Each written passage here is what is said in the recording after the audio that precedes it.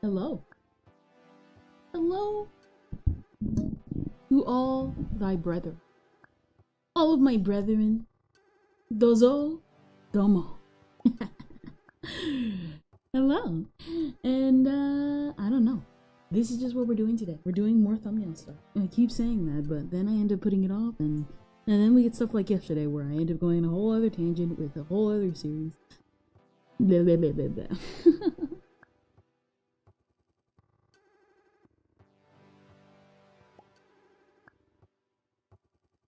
Dun, dun, dun, dun, dun, dun. All right. Nothing really happened today. Just typical Sunday blue. I don't know. What about you guys? How's your Sunday going?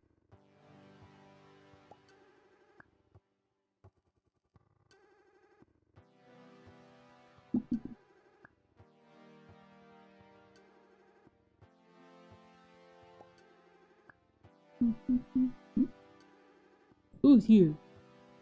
I saw you. But that was earlier. What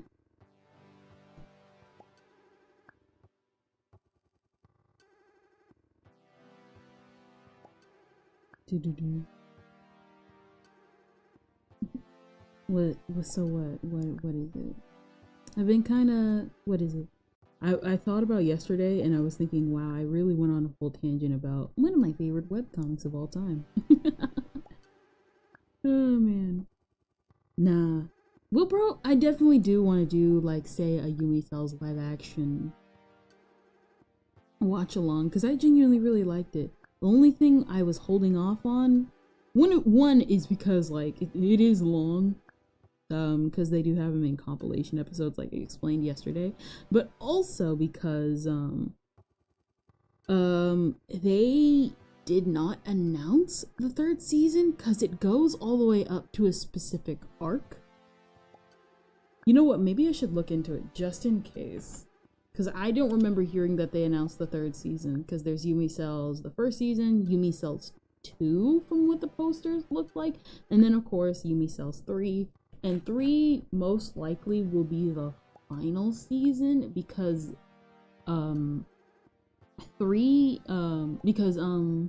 if they cover what I think they'll cover the, this is a slight spoiler for anybody who knows, but for those who don't know and are probably gonna be like, what? They'll probably cover the Rudolph arc, and it sounds out there for an arc name, but if you've read Yumi Cells, you know what I mean. Let me see. Season 3? Is there a season 3 coming? When we expect the blah blah blah. Let me see. Second season's just ended.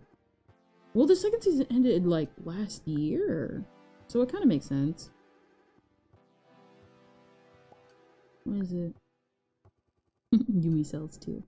Was it Yumi Cells 2? But everything responds to questions. Third season. Source. We're thankful the viewers were expectation. Have expectations to be improved. We love 1 and 2. Second season just ended. The seasons require a long production time, so the team needs to take the break first. Season 3 will be in discussion after that. Okay, so they are thinking about it. It's just everybody's tired. So, and it has been like, what is it? Season 2 ended sometime, from what I gather, it ended sometime in July. So, we'll be getting that eventually. So, who knows?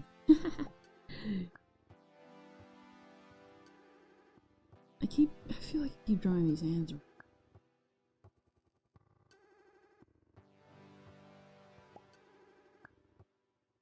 Okay, here we go. We're finally getting somewhere with this.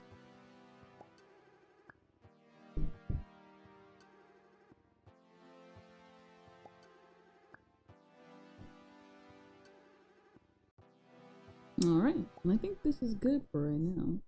And then...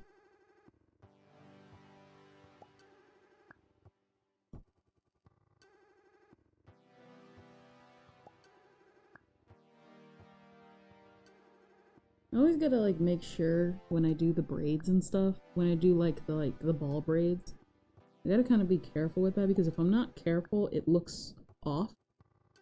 If that makes any sense. Too big and it looks like it's detached from her head. Too far away and it looks detached. Too small and it looks like it's not even connected. Stuff like that.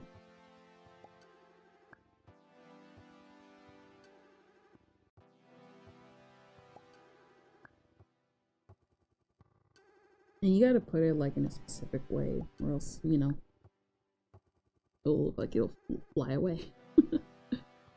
Dun dun dun dun dun dun. Man, have you been hearing all the convention stuff that's been going on lately? This is like crazy. Like, bruh, why are we stealing stuff from people? Why are we stealing stuff? You're gonna end up getting kicked out. You're gonna ruin it for yourself. You're gonna end up getting on like a watch list. Oh, you're gonna end up on a watch list if you're not careful. Let's put that real quick and shoulder that.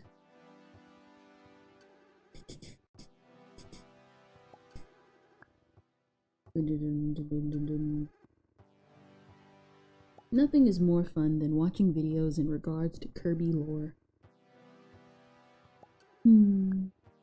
What's that, Kirby lore? Well, do I have a video for you? I don't know. One thing that I always get, like, I will say that I kind of get annoyed about are people who keep saying, like, this is only a theory. And I'm like, bro, but the theory, the substantial proof is right there. And it's like, well, no, the production team didn't admit it. And I'm like, please. It's there for a reason. The implications are there for a reason, bro. Please.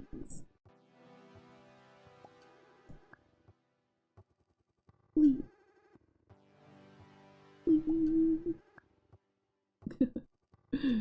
Stuff like that. I don't know. I just kind of. It depends. It depends on what the conversation is about. What? Every time I keep looking, every time something moves, my mind immediately follows.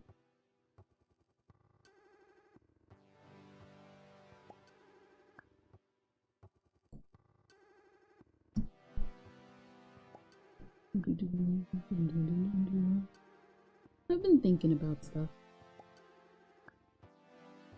Thinking about life. Thinking about what we're gonna do. What we're gonna do. What we're gonna do. What we're gonna do as a streaming group. It depends.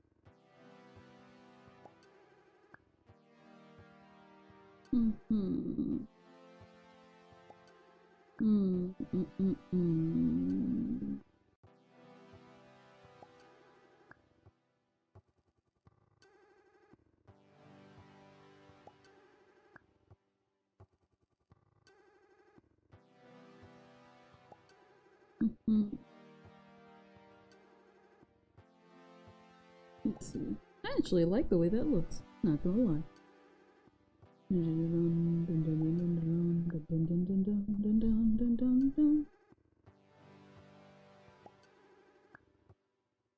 Let's see.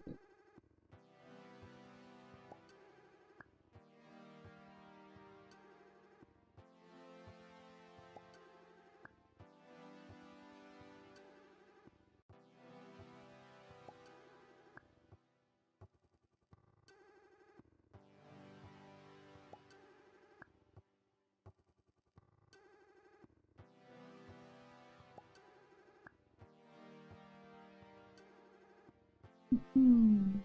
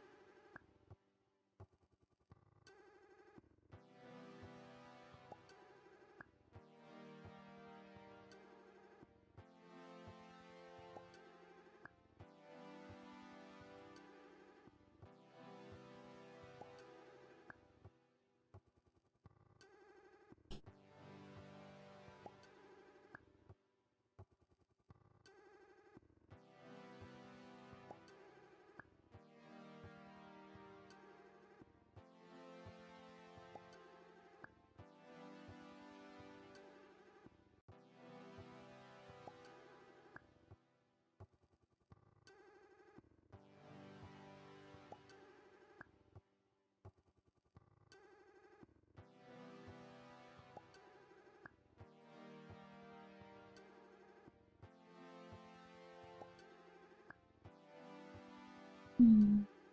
Oh yeah, that's right. I'm like remembering and bleh, I'm probably scaring you guys. Dang. Boo. I just like I finally caught up with my in-laws.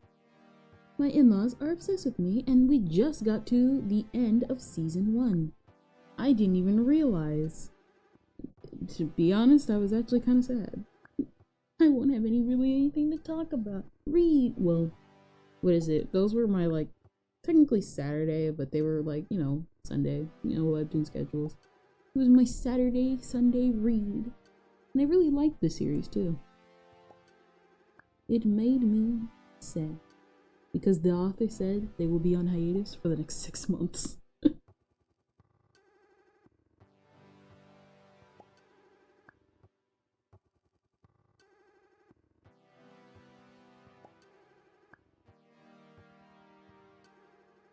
And what is it? We might be getting some interesting stuff in the story. Not gonna lie, it almost, I was like, wait a minute, epilogue? Because it was the season 1 epilogue? Epilogue? What even is that? It was the season 1 epilogue.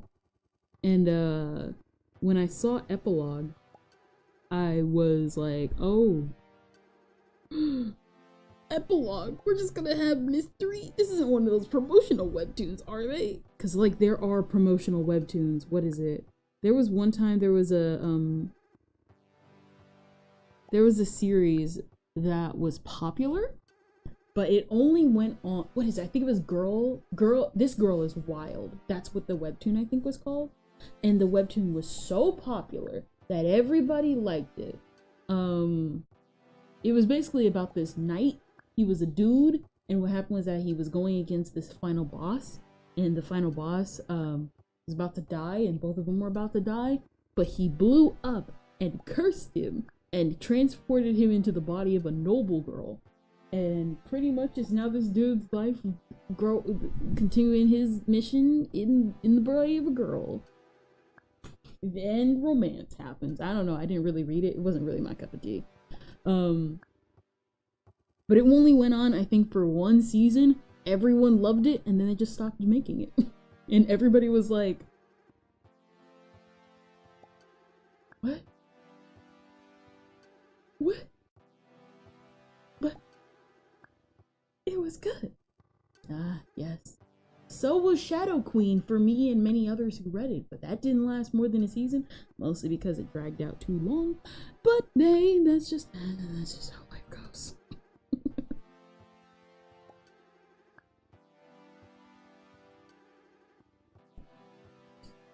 Was it? There were a lot. Like I said, I read like I remember I used to like read a lot of Otome Isekai, and it depends on which one you want to read. But if you read a lot, they kind of feel samey.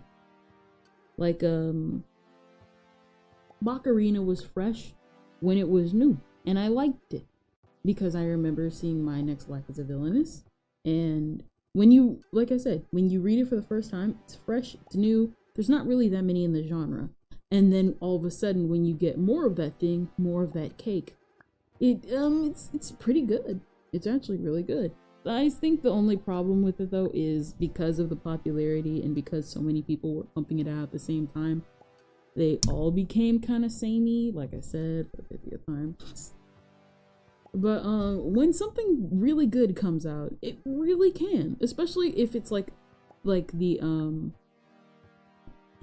the artist collaborates with the author. A good example would be kind of like A Stepmother's Marchen or Fantasies of a Stepmother. I still like Marchen better. Fantasies of a Stepmother. That one's a really good one. Really, really good series. Highly recommend, especially since it changes some aspects of the novel. Yeah, from the novel for the absolute better. Especially Shuri's relationship with the priest. It's not what you think. In fact, it's definitely not what you think. It was kind of like that, I guess, in the original webtoon, but whoa, was the change so good. The change was so good in the when it transferred to webtoon. So much good stuff. So much good stuff was in that series. Phew. Man.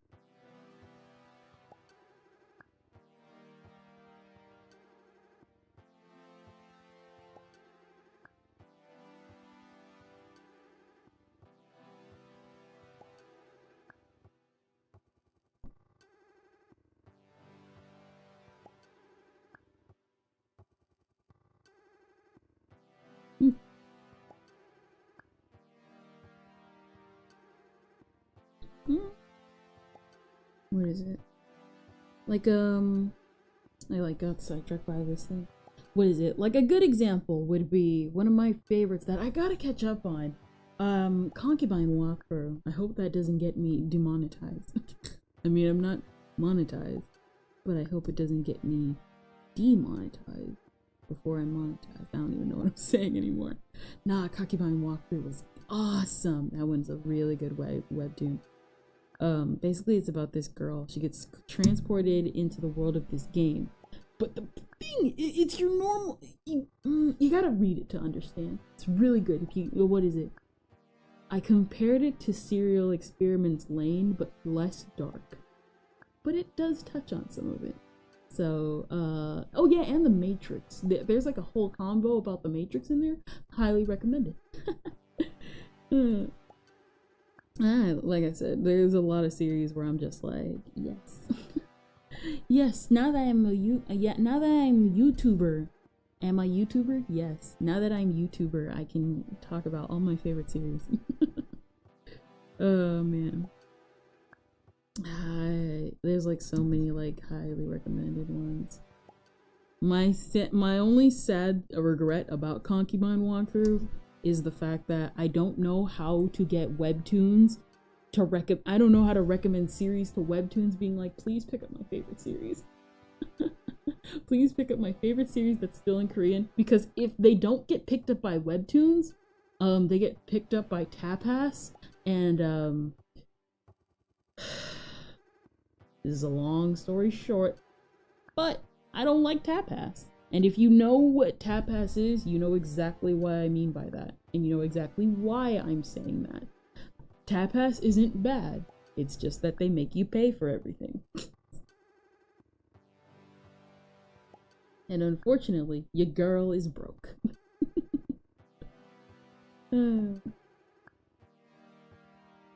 So yeah, I think really the only, I guess, good thing I like about Tapas is it has Humor Me. It's a webcomic called Humor Me about this girl named Charlie, and it's for the author says it's a romance, but like if no romance develops from it, I'm like a-okay, because I'm okay with that because the writing's really good. It's like Ouran High School Host Club, but American.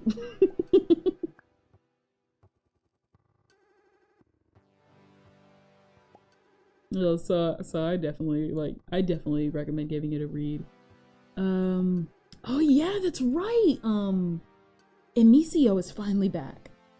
So okay, I gotta explain that. I'm like bringing up so many webtoons. So for anybody who doesn't know, a long time ago, those who remember early Merryweathery days, there was a comic, and it used to be called Crawling City. Yeah, it used to be called Crawling City. And due to, number one, the artist really liking his OC, and obviously Mary wanting to go somewhere different with the series, they kind of parted ways, and Pororo ended up taking the character of Arya with him. It was pretty much an eldritch horror type kind of series with cute anime girls doing cute things. Seeing Pororo's old art and his new art compared to now, really, really cool. Stuff like that. And so pretty much what ended up happening was it took a long time, but Pororo started actually making his own series. Like, for real. And using the character of Arya to make his own type of series. Obviously, Merryweathery and Pororo, for I guess like a long time, many assumed that they parted ways and like had bad connections. But no, he actually went on to do they actually collaborated together, I think like 2 years ago, to do the Conspiracy Research Club. And I think that's on break maybe. I want to keep up with that series, but it's really hard to keep up with Twitter in its on its Twitter format, and I have not caught up with the series in like over 2 years. I still have my Luna Gardner jacket though. One of the best things that I still think I own. One of the best things I still think I own. I still love it. I still love the look of it. But yeah, it's a pretty good series. I highly recommend it. But Amicio is what I'm getting at. So pretty much Amicio is basically the spin-off-ish.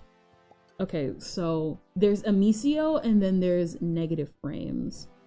And so Negative Frames goes over this paranormal,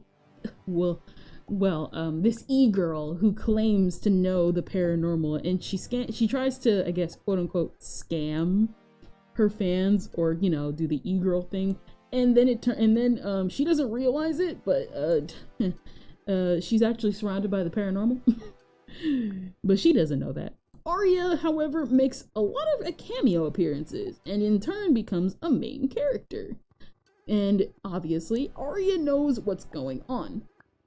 Oh, also, I guess I should, like, talk about this before, like, I continue.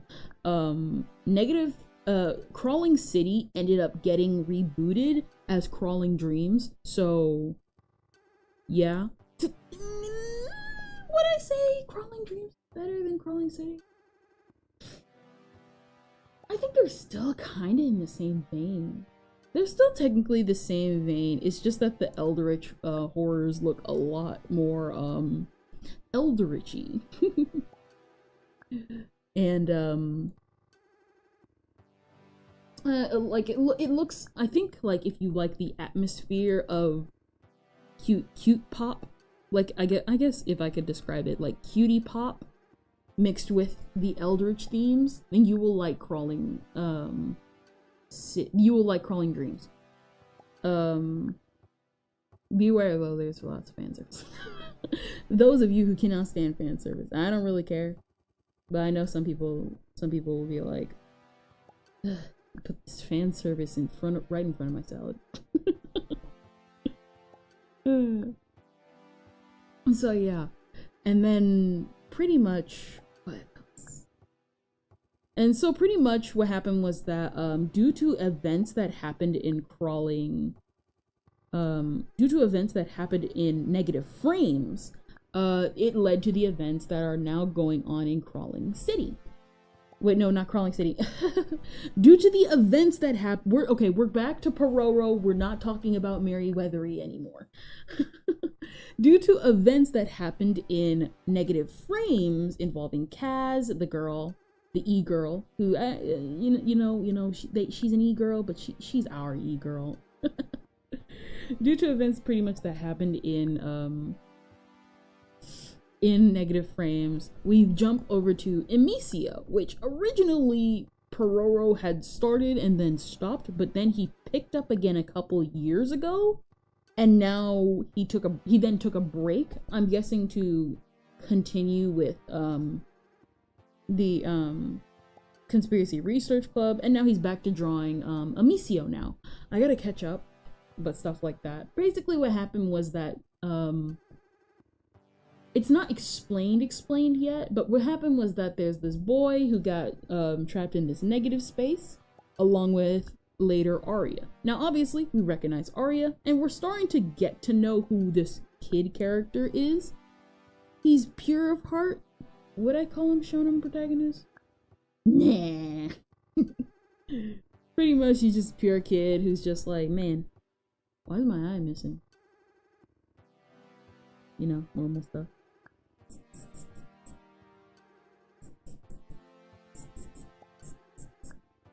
So yeah, I don't know even what I'm talking about anymore. I'm getting sidetracked.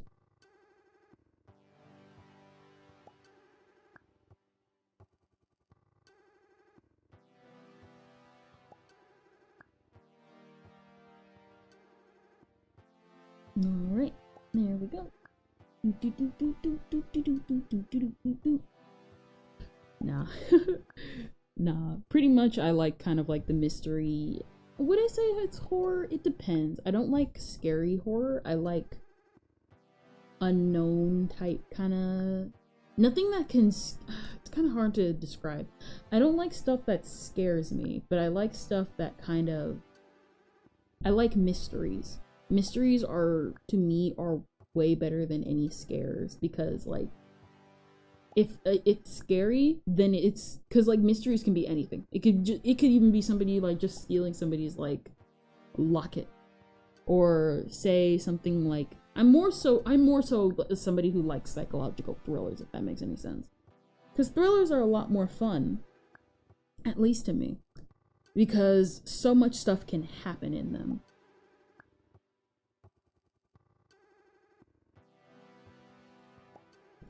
I feel like a lot more, because with like a horror, they like focus on the scares, and there might be mystery like to the horror, but like it's fun when you're like there's a horror element to it, but mostly it delves into the psychology of the characters. A good example would be the likes of Kasane, who is done by one of my favorite authors, Matsura Daruma, and she's actually she retweets seals a lot. But to be like for real, love her work. She keeps saying that they keep listing her series as a horror. It does not feel like a horror. It feels very much psychological because of the stuff that happens in Kasane. And if you know Kasane, congratulations, you too have acquired good taste. And it's just I say it's like somewhere in between sad series and like, you know, like what is it, the circumstances that characters go through is like understandable, but you're like, yeah, you kind of gotta get taken down a peg, bro. Loved each and every chapter when it came out, though granted back then I didn't know how to look for the material. I had to rely on this old blog post that I'm pretty sure is still updating. They were like a manga blog post, Dreamer on Drugs.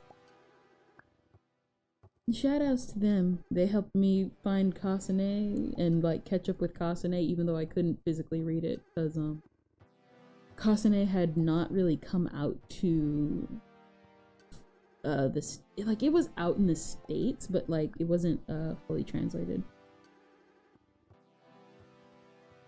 And like, what is it? I'm pretty sure by now it's probably fully translated, because when I found it, it was like 2017. That was like, yeah, that was like 2017. And now it's, well, obviously, that would, like, what's 2023? By now it should be complete. By now. But it probably isn't. Depends. Depends. Last time I saw anybody talk about it was this one reviewer who didn't really have that many subscribers, and Chibi Reviews back then. Really, I hope he finished it. I would totally love to see him, like, review it. One thing I really wish, though, is that it gets a live action, an anime one day. One of these days, I know it got a live action movie, but it's just not the same. It's not the same. You know what I mean? Live action, and like, it's like one thing, cause like the actress, she did a good job. She's just, it's not believable, if that makes any sense, obviously, because obviously anime is anime and you can't really replicate everything in anime. But one of the things that would obviously definitely be hard to replicate is about the story. I've talked about Kasane like a couple times, but obviously that was, I'm pretty sure I've like every VOD I've ever like had that had Kasane in it, I ended up like deleting it. I've ended up deleting like way too many VODs. I guess to explain the story of Kasane. So basically it's about this woman. Well, it goes all the way back to her childhood. Basically, it stars this woman. And in the beginning of this chapters, it explains to us that this woman was a beautiful movie star. The most beautiful movie star of all time. So sad though was her legacy, because she had recently died. And that woman gave birth to one of the ugliest children in the world. And of course, when you have a famous movie star mother, who was known for her renowned beauty and acting prowess, you start to see where this probably goes. Obviously, the kids make fun of her and are like, wow, how can you have such an ugly face, yet your mother was the most beautiful actress in the world. And of course, Kasane was very well aware of that fact, because duh. And pretty much what happened was that she was bullied for it every day, every time she went to school. And of course she could handle it, but it didn't help that her mother was, dead now. Pretty much what ended up happening was that eventually Kasane remembered this lipstick that her mother gave her. And her mother told her, hey, if there is something you need or you want in your life, take it and kiss it. And so she hands her the lipstick. Kasane, obviously being a little girl, forgets. And what ends up happening is that one day her school is having a play. Now the play is for Cinderella. And of course, you can see where this goes. The classmates make fun of her and say Kasane should play Cinderella. And of course, she does. Now, what's shocking to the bullies and everybody in her class is, despite Kasane, being the ugliest girl to play Cinderella, she actually is a very good actress. Like, very good, and very convincingly so, despite with her ugly appearance and the fact that she's a child. Of course, the main bully, the prettiest girl in her school, can't really accept that, and of course threatens Kasane off stage, and tells the teachers that, oh, I'm sick, when really the bully is threatening her on stage. Don't know why they couldn't hear that, but anime got an anime. Well, manga got a manga in this case. Of course, Kasane, that night specifically, she brings a lipstick to school and she does exactly what her mother says. And at that moment, she kisses the bully and she steals her face. Of course, it works. The lipstick had changed her face and taken everything that taken the bully's face away, and the bully had Kasane's face. Now, how did everybody react to the fact that the bully girl had black hair and Kasane had blondish hair? Nobody knows. They don't talk about it ever again. Pretty much what ends up happening is the fact that Kasane and the bully make up, but not really. You see, what ended up happening was that on that night, after the play was over, her and the bully went to the school rooftop and talked it out. And she said, hey, you guys are bullying me and it kind of makes me sad. And the bully's like, you know what? Yeah.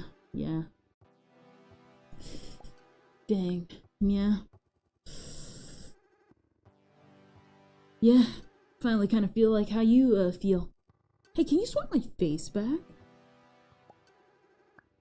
And of course, Kasane's talking, and she's like, maybe we can be friends. And so the bully then pulls out a knife that Kasane had earlier. Oh yeah, Kasane had a knife.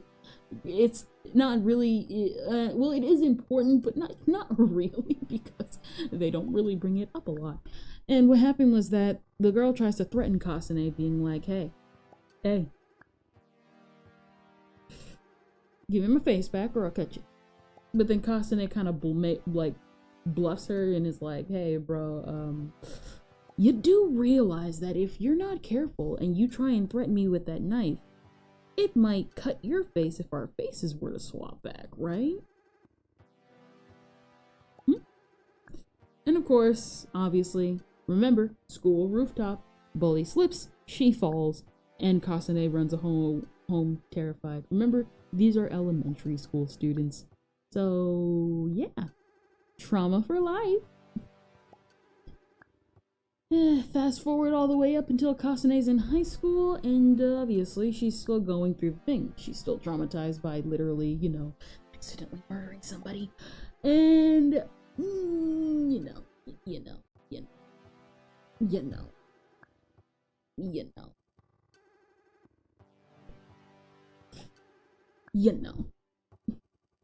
She ends up meeting this girl. I forgot her name.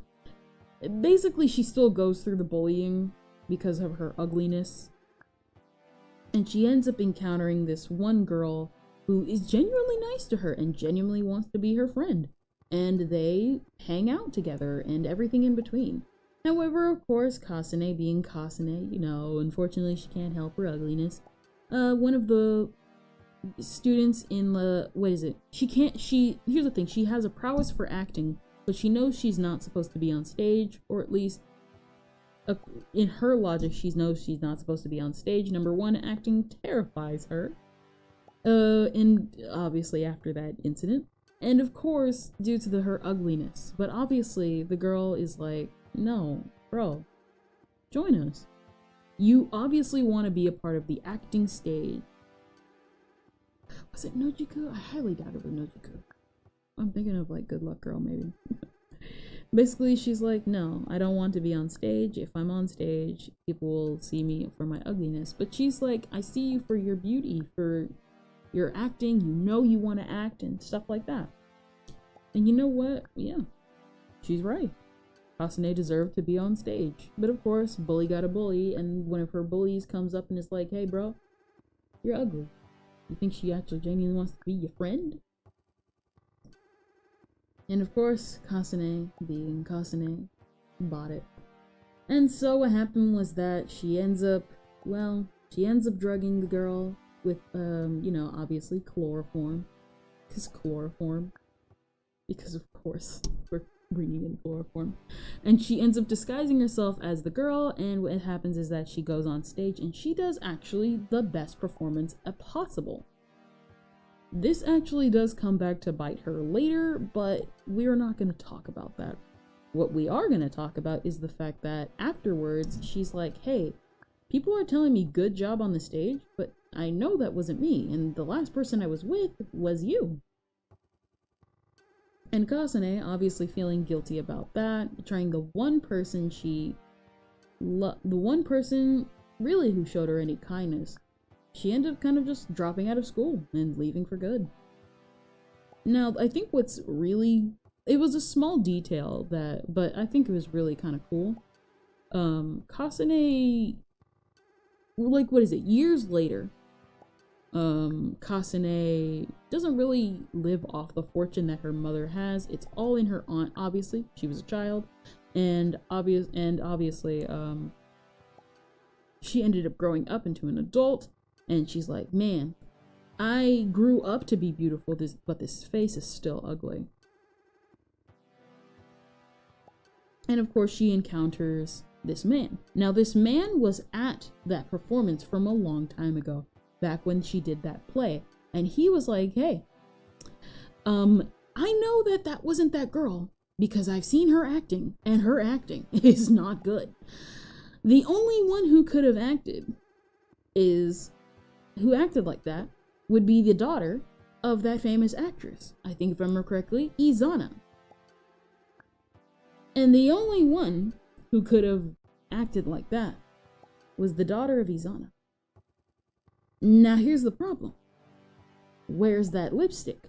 Because he knows something about the lipstick. Because nobody else knows about this except for Kasane and her mother. And pretty much, yeah. That's where the story starts kicking off from there. Lots of other stuff happens. And that happens in the story, like, there's this one girl who suffers from narcolepsy. I felt bad for her story. Obviously some characters return, some characters come for a short time and then disappear. Stuff kind of like that. It depends. It's an interesting story. Really, I liked it because it delved into the psychological aspect. Because like I said, the reason why I don't take this story seriously as a horror is because I feel more bad for the characters and what they go through than the psychological aspect of it all. Because, what is it? You do not feel scared of these people. You feel scared for what they might do and all the depressing things they have to go through to get out of their situations. Really, really cool stuff happens, and some really cool reveals too. I really liked Kasane. That's what I'm saying. Yeah, I think one of the things though I really want to do is I want to catch up with Daruma's other works because they're really good, but they're not translated. A good example would be the latest one they're doing involving a samurai. Really, really good story. It's about this samurai who cannot be a samurai, actually, because ever since he was young, he had trauma. Now you're being like, oh, his trauma. Well, the trauma was that he couldn't save his mom, even though he was trying to be a samurai. And you're probably wondering, well, that sounds kind of lame. Well, the reason why he couldn't save his mom is because, and it's unknown why, but he's under a curse where every time he tries to get around metal, the metal always bends around him. And he's like, wait, he wants to be a samurai like his dad. Because his dad's renowned and famous, but he can't even inherit properly because he can't even make money. He can't do anything. This is ancient Japan, where samurai are present and they get jobs and like he can't do like a single thing. Yet despite this, there's this woman who appears in his life and claims to be his wife. They get married, and at the end, obviously, he's doubtful, and they end up eventually coming to terms and having a happy life together. That's like the first couple chapters, and I'm like, please let it stay like this. Because I was kind of hesitant about it, because I was like, I'm not sure about this series. I finally got to reading the series, and I'm like, oh my gosh, this is amazing. I want 10 million chapters exactly like this. This is slice of life? Slice of marriage? Yeah. So anyway, she gets kidnapped. Well, kind of. What happened was that something, or someone, or some creature put something in their house that ends up nearly killing them. And the creature comes up to them and is like, hey, you, wife girl, you either come with me, or I kill him. And she does. And he goes to save her. Unfortunately, that is where the translation stopped, and that made me sad. What's it called? Atsura Daruma. Other words. What was it called again? Because I really, really liked it.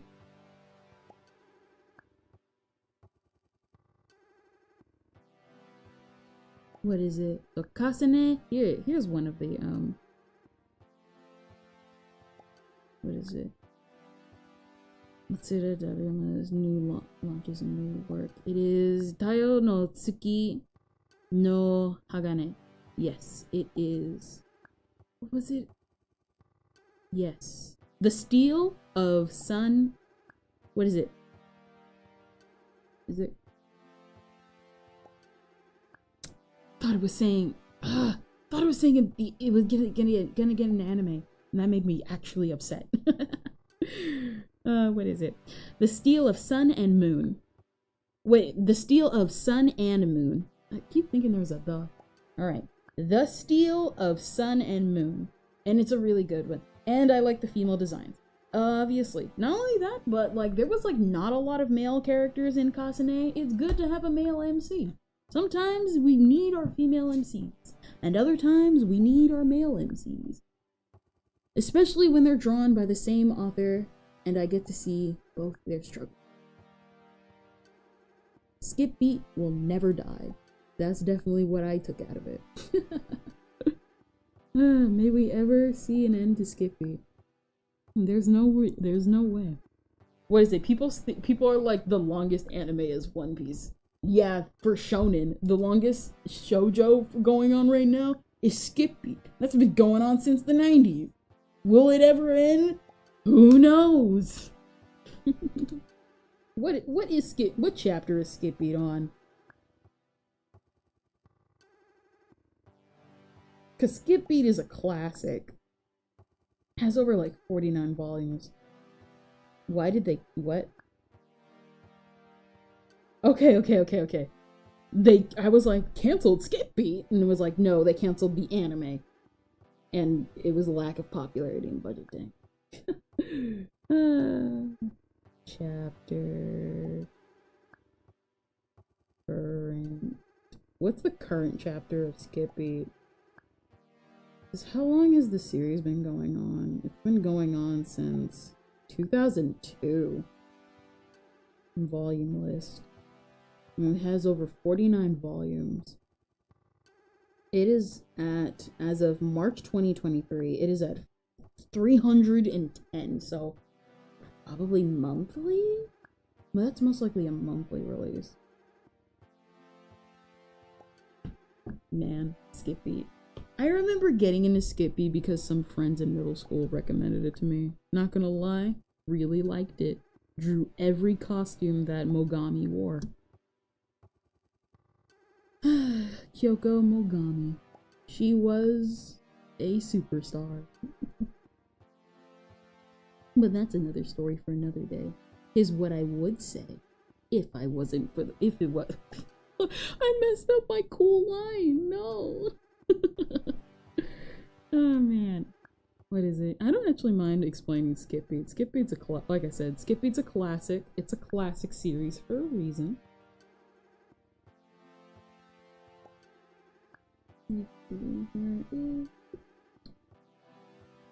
Here it is. It's a classic. It's a classic.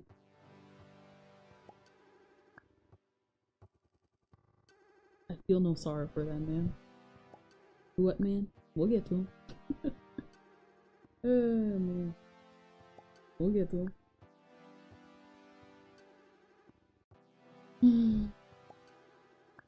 We will get to him.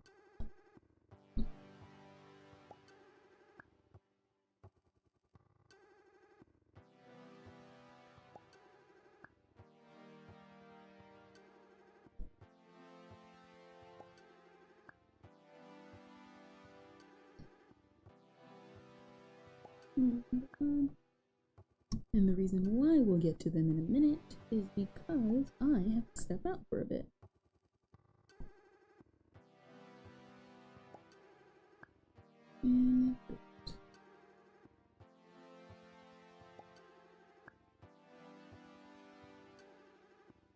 And hold it.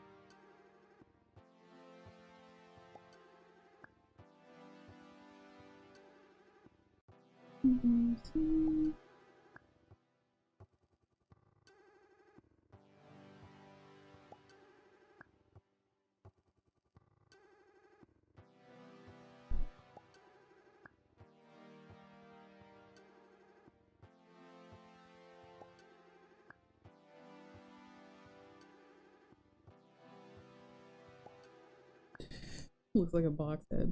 Hold on real quick. I gotta go real quick.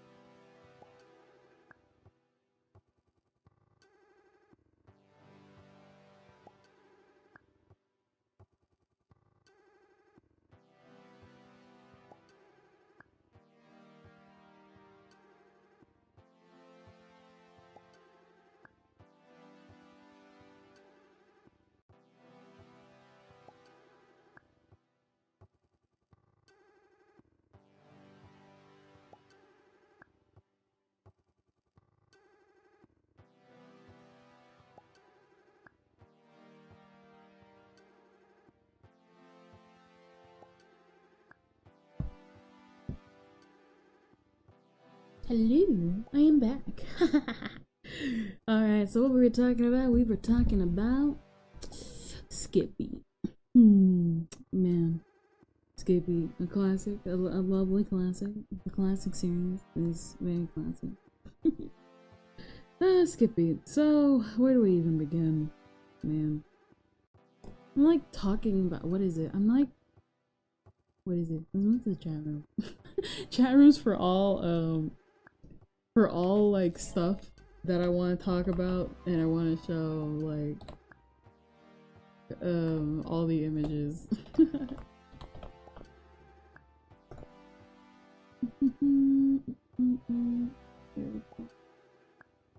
And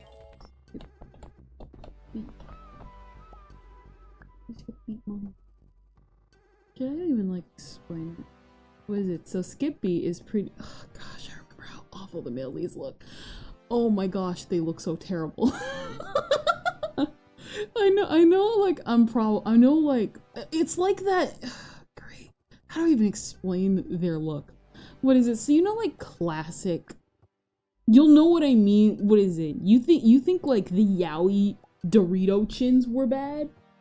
Shoujo Dorito chins are, like, another level. Oh, man. Cause they're not even like they're like Dorito and then you snapped the end off. That's how Shoujo Dorito chins look. Oh man, I gotta pull up a good image. This series is so old and nobody really talks about it that much anymore, so like there's some good images, not all of them though. What is it? I guess I should technically explain. I'm reading Skippy, and so should you. I've actually seen some people make. I saw one person make a video on like why they like Skippy and stuff. And I'm glad this fan base is actually still alive. Let's just pull up an image from the anime by this point, because dear lord. Man. So what is the plot of Skippy? What is the plot of this Skipping Beats? Well, you see, it's about this girl. Her name is Kyoko Mogami. She's a bright, cheery girl, country bumpkin. Nope, that's Yumi Cells. Bright, cheery girl, country bumpkin, who's like, hey, I'm gonna literally move out in the city with my not boyfriend because I'm in love. Ugh, I already hear the cringe of Oron in my voice. I'm in love with you. Did I not save it? I saved it. Where is it? It's in downloads. I saved it. Okay, here it is. What? Alright, let's see something, because it downloaded and then it deleted itself. Basically, it's about this girl. Her name is Kyoko Mogami. Now, Kyoko is a very naive girl. She's, like I said, from the sticks. She moved out with this boy who's her childhood friend, and she supports him in everything he does. The problem, though, was that when she was younger, she was bullied, her mom abandoned her. She's a broken girl. And the only one she cares about, who's the love of her life, is basically this dude whose name is Sho. Sho? Oh my god, we got to everything I hate about this dude. Mostly because he's a male lead. He is a male lead and a half, everybody. Sho is basically a deadbeat, but not really a deadbeat, because you see, he's becoming a movie star. He basically went out to go become a movie star. As you should. And what happened was that his dream to become a movie star, he's actually succeeded in such. The problem is, though, is that movies? A singer. No, singer. I'm like trying to remember all this stuff from the top of my head. This series is so old. I keep trying to download this image. What are we gonna do? Should I just download a picture of the manga by this point? Because that's pretty much the closest thing I can get. Why not?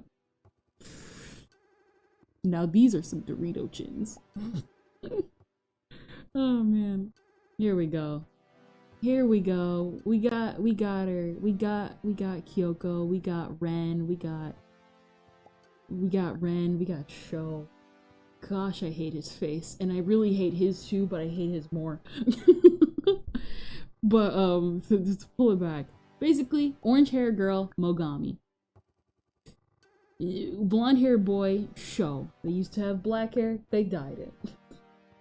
What happened was pretty much she basically would work 3 to 5 jobs for this dude, pay for their rent and food and everything in between, and she did everything she could to support this guy. So what happens is that during one time where she got off work early, she ends up going to his job and she wants to surprise him with his favorite meal. And he overhears him talking to his assistant being like, oh yeah, no, she's just some country bumpkin. I can have any girl I want. She sucks. Yeah, quite literally, it opened up a Pandora's box, and, yeah, she threw that food at him, missed, obviously, and then she got kicked out of the studio. Why did she get kicked out, you might be asking, because I'm gonna cover his face to get standard. Well, number one, he's a star. He is, by technicality, a movie star, and she can't do anything to him. Because if she does, she'll obviously be kicked out. So, pretty much what's happened now is she's trying to climb the ranks because if she gets bigger than him, she can pretty much kick his butt. So, she wants to pretty much take him down at his game, being famous. So, she cut her hair, dyed it orange, and is going on to the rival company of his company. Now, the thing is though, is that this guy on the left right here, he's the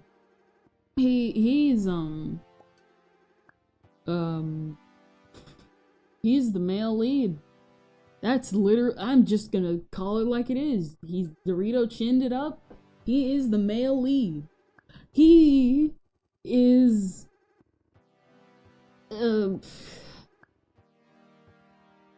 I actually wish I could describe his personality. It has been years. Basically, he is Sho's rival. Well, Sho is basically his self-proclaimed rival, but Ren literally doesn't give a crap. He's just like, I came here to do my job, I'm a good actor, and I'm going home. And he's doing this all because when he was younger, he met this girl, and he keeps going because of her, that he'll meet him one day. That he'll meet her one day. You really could not tell who that girl is, you're new to shoujo, aren't you? You're new to shoujo, aren't you? Pretty much, yeah. There's also a thing with Mogami. Now, here's the thing. You think, oh, she's Mary Sue. Yeah, no. There's a reason why this series is popular to this day. The thing with Mogami is the fact that she held in a lot, and I do mean a lot, of anger over the years. Number one, she only got praise from her mother when she got good grades, and then eventually her mother abandoned her. Obviously, she held her anger and sadness for that, and she ended up getting adopted into Sho's household. Problem was, though, is she was a crybaby, and Sho didn't really know how to handle stuff like that, so he just kind of looked at her, and then he would move on, but she still fell in love with him, was the problem. And what happened was that he uprooted her, she willingly went, but he did uproot her life, and pretty much went, and she had no friends, no family. This girl worked over 3 jobs for this dude, so that they could, have a livable wage. And so when he broke her heart, she's now holding it. Well, actually, no, she is not holding back on that at all. Pretty much that was the final straw on the nail's back. Wait, final straw on the nail's back? Yes, final straw on the nail's back. Pretty much what happened was that her love is pretty much gone now. And so when she went to the studio, she went to the rival company, the rival of show's company, and they were like, oh yeah, you want to be a movie star, you just gotta come in. Yeah, come in, audition. And the problem is that she actually did succeed in her audition. She's more than successful. There's just one problem, that love element. And because she could not do that love element correctly, she failed that audition. What is it that made her fail? Well, it had mostly to do with the fact that when there was the test for that specific part was that you would get a call from a significant other, and then you would hear on the other line, and that was what you would hear, and then you would react according to the actor, or you would react as an actor. But the problem is that it was super specific for Mogami, and she ended up throwing the phone on the ground and destroying it. And as you can clearly tell, if you watch that episode, she does not take it well. But the thing is that the director, while seeing that, yeah, she's not good at all at handling love situations, still sees her potential as an actor.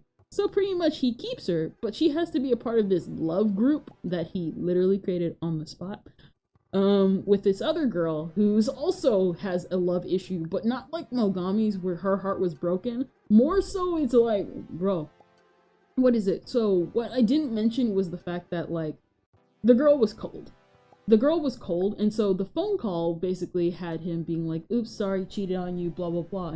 And everybody's response responded like an actress, being like, oh no, you broke my heart. Obviously, Mogami's was, oh, you broke my heart, I want you dead. Her response was, why would I even care? Why would I even care about the fact that, you broke my heart? This is kind of pointless. Why am I even in this exercise?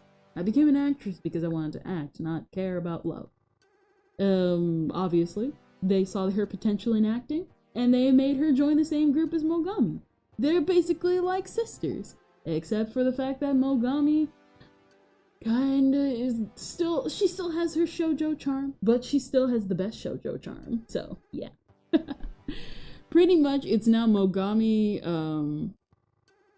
it's very much would I even call it a love triangle? It's not really a love triangle if one of them's a piece of garbage and the female lead keeps saying you're a piece of garbage and doesn't even want to be around you.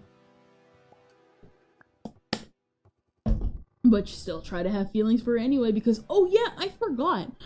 Because Mogami was nice to him all those years, he took her kindness for granted. The moment until later on when he broke up with her, because they weren't dating, but they were dating, kind of. She was like, I was the closest to him, and stuff like that. He was like, yeah, she'll never abandon me. She'll always like me. Mind you, this girl has actual psychic levels tried to kill him multiple times. There was a live action adaptation. Wasn't that good? What else? I'm like choking. It's pretty much your standard shoujo fare. The series has been going on, like I said earlier, 2002. And I don't even know if there is an end in sight. Most shoujos don't really last that long. Aside from, I guess, I mean, technically you would count Nana. Would you count Nana? Technically. It's not over yet. So it's technically one of the longest running shoujos out there. You know what? Let's check it out because I'm saying stuff and I'm not backing up my sources. I'm not backing up my sources. The longest running shoujo manga. What is it? What is it? The longest running shoujo manga.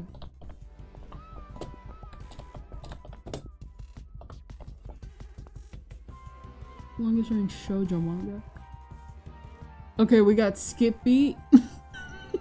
Already knew that was gonna be on the top of the list. Longest running shoujo manga in Hana to Yume. In chronological order. Hana to Yume. Oh, Hana to Yume is the show, like the shoujo magazine. Obviously, One Piece is the longest running shoujo, but here, what's the longest running shoujo? Wait, no. Shonen. Top shoujo beat series that need an anime. More shoujo do need to be animated. I will say that. My problem is, though, is that we keep saying it and we're not doing it. W Juliet. Skip beat. Blah, blah, blah, blah, blah. Black tea? Black tea? Black tea prince. Oh, okay. I like the way the male lead looks. I hope that's a male lead. You can't say it's the longest running shoujo and it went from 2013 to 2019.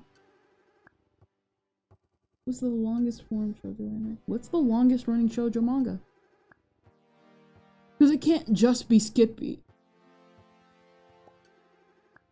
Longest running was...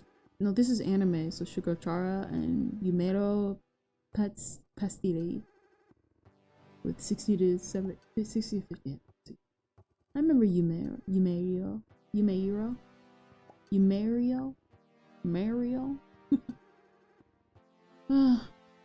Is there nothing? Is there no... We always keep track of One Piece.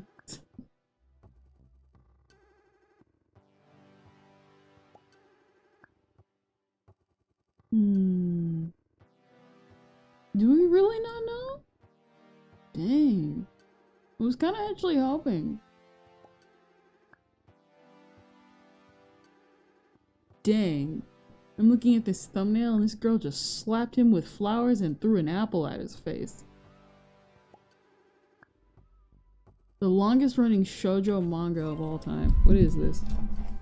So, depending on your definition of longest running, the title of the video may or may not be clickbait. When looking into the exact answer for the video, a lot of listicles defined longest running mangas by their overall volume count from its date of manga, themed mangas into one book. Ah, Kami-sama kid. Is it real life influence? What is it? The ugly count? Overview. The ugly count. Oh, and then you continue. Real life influence. The impact. Why it won't end. Blah, blah, blah.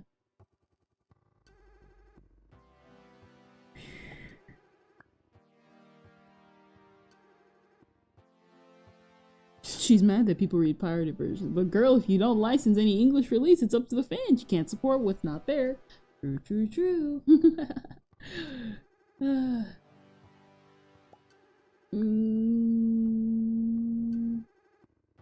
So I guess we'll just leave it at Skip Beat because it's the most well-known.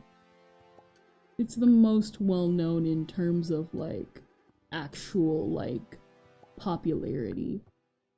Because nobody keeps track of shoujo. No one keeps track of shoujo. I guess technically now I can I'll like snag some pictures of Kasane since we're like already here. We're gonna snag some pictures of Kasane. Nope. Not that image. That would have been an absolute disaster. Because that's a child and that's a box cutter.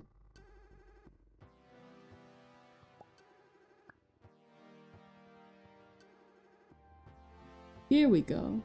In a way, I really like Kasane's look because it's just right in between, like, manga ugly, but manga. It's like pretty it's like an ugly type of pretty in the best way possible in manga. And I love them both. Kasane real face. Here we go. Yes. Kasane. Ignore this part right here, that's spoiler. Oh man, I love Kasane. So that's what Kasane looks like. It's like right behind. You see the stitches and cut she got from when she was little that I explained earlier. Wait, did I not explain that earlier? Okay, so what happened was that when the girl slipped off the rooftop, she sliced the face of Kasane, and her face did go back to normal, but Kasane still got the cut on her face. It was a pretty bad gash, as you can clearly see. And, so on top of being, ugly, she now has a scar, like a nasty scar on her face. And, you know, I was originally gonna use the bully girl's face. I think I want to use the face of the other character. I'm not gonna say what her name is, but her, look is very vital to the story. The way she looks, the way her face is, it's very vital to the story. I'm gonna explain Kasane 50 years from now and be like, this is the first time I'm talking about this. What do you mean? I love this series. I want to reread it. What is it? Here we go. Hopefully YouTube Coon doesn't do anything to me. Alright, let's see.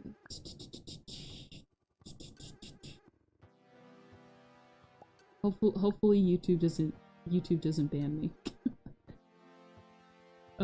There we go. There we go. Yeah. So this is the character, and obviously this is Kasane's shadow of what she really looks like. I won't say whose face this is. It's spoilers, but I definitely love it. I definitely love it. Love the series. Love the series. No, YouTube, don't demonetize me. Wrong images, no. This. All right, there we go. YouTube chat. We're going back to ArtStation now. This is like webtoon talk for 3 days, manga talk today. What are we even doing anymore?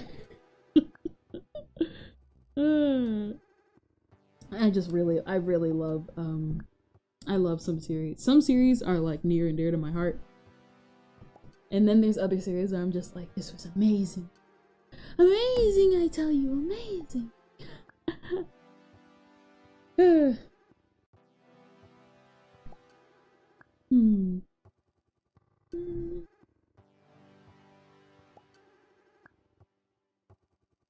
No, but Kasen was definitely that series for me. It was like the first time I got like really invested in manga. Just because of how just really tragic the characters are. I hope you love that music. Opera GX, thank you for providing my soundtrack for me. Because I can't play anything else. Random companies have been copyright striking like crazy. Did you hear about that one guy that got like sent to jail for scamming people out of like, he copyrighted so much he got like 23,000. I mean, not 23,000, 23 million. How did you get 1,000 from that, Kendra? I'm sorry. I'm bad at math.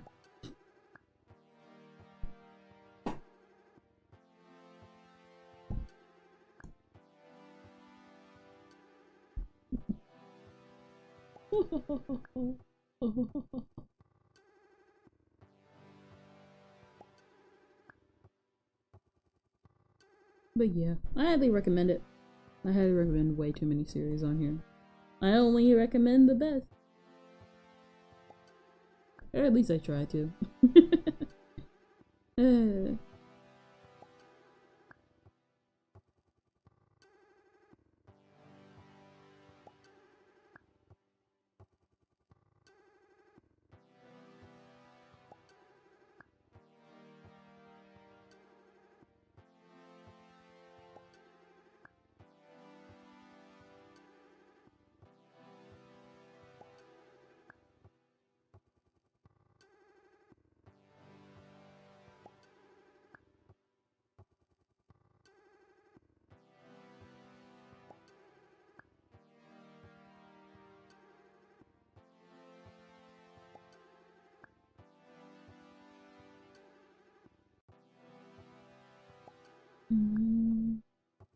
Was it that one? No, that was Boys Over Flowers.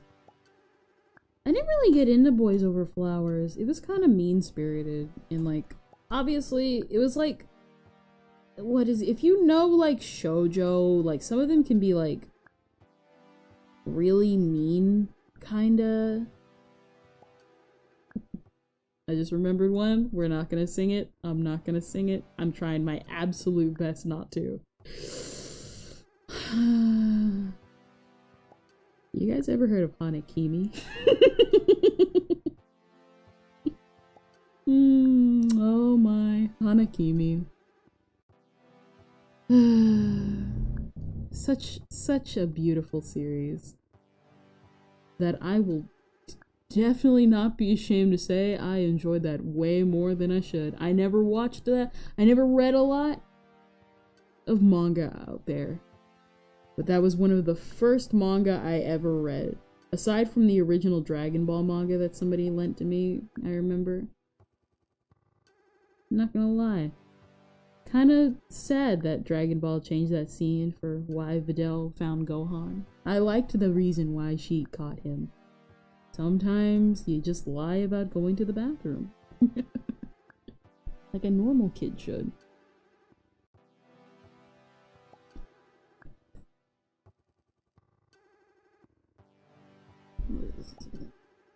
I'm getting better at this. I'm getting better.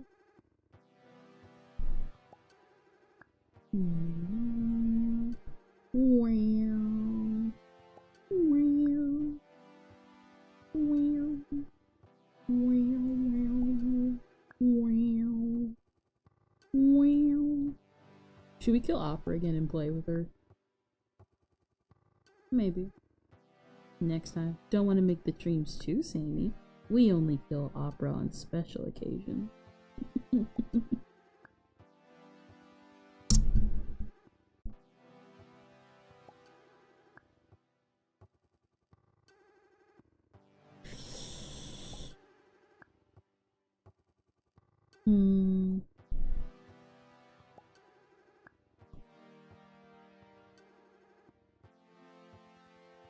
What was it? What was I saying? Yeah, that's right. Some shoujos, I guess, kinda can be mean-spirited. Not all of them, and it depends on which one.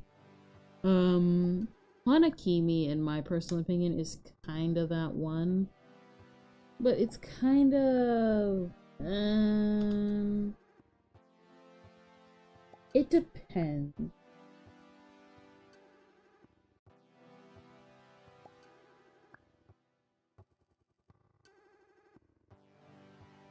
Yeah, it depends on what you're going for.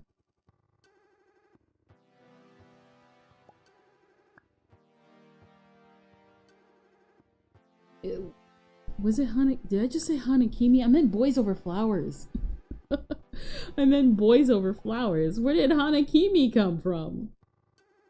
Hanakimi is a different type of mean-spirited, though. Well, I still loved it, but like, man. The only phase I don't regret when I was a kid would be my Black Butler phase.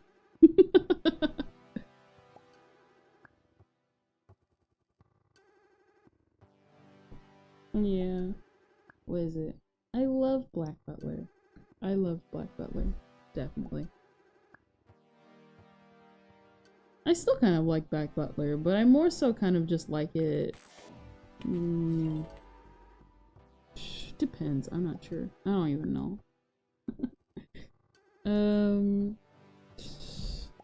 They even count it. Depends. Was it? No, I like the mystery of Black Butler because I was a mystery person. I was genuinely invested in CL finding his parents.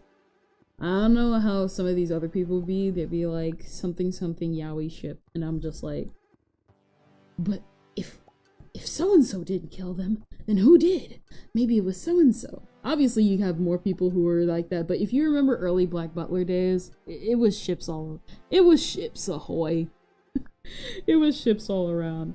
Not judging anybody who ships a little bit.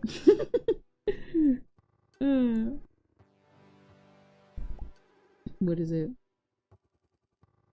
Like, what is it? If you were in the Black Butler fandom back then, you remember some of the like the funny stuff that was funny moments compilations, Sea Dog before he was Sea Dog today. Not gonna lie, he was there. People were there for Fujo stuff. I was there because I thought Sea Dog was genuinely funny. Anybody remember those old Sebastian roasts?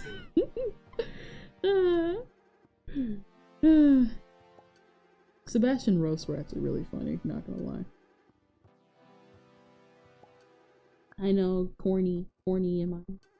But I thought they were funny.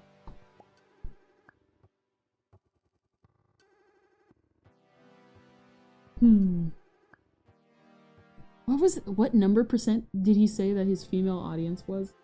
Because that was definitely me. I couldn't, like, what is it? I couldn't make an account back then, but I knew I was at least somewhere in that percentile. I was scared. I got scared. Somebody was crinkling something in the background. I thought it was my chair. I ended up busting my chair for sitting on it wrong a couple days ago. I think at Monday I ended up sitting in my chair and it like busted. It like busted. And it like has like a crack in it. I like tweeted about it. It like got worse because it's the only chair I have. It's either the chair or the bean bags, and the table is too tall, so it's gotta be the chair. So I gotta replace that later.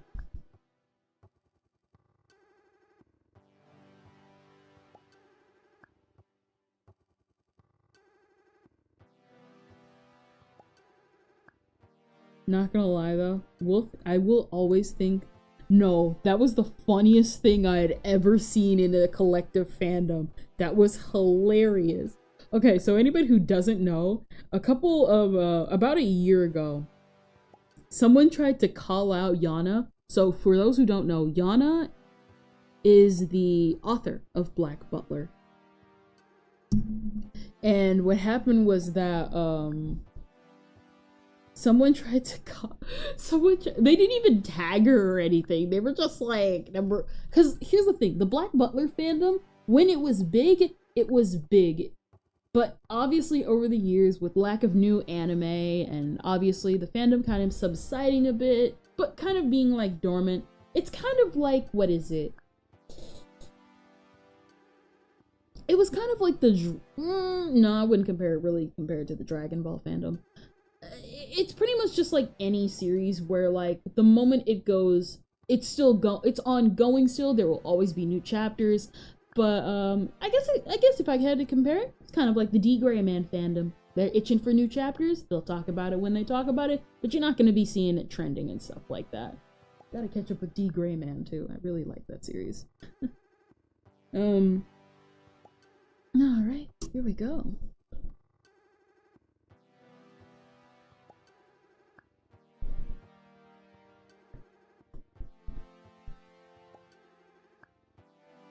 Alright, that's good. We can finally start getting rid of some of this stuff.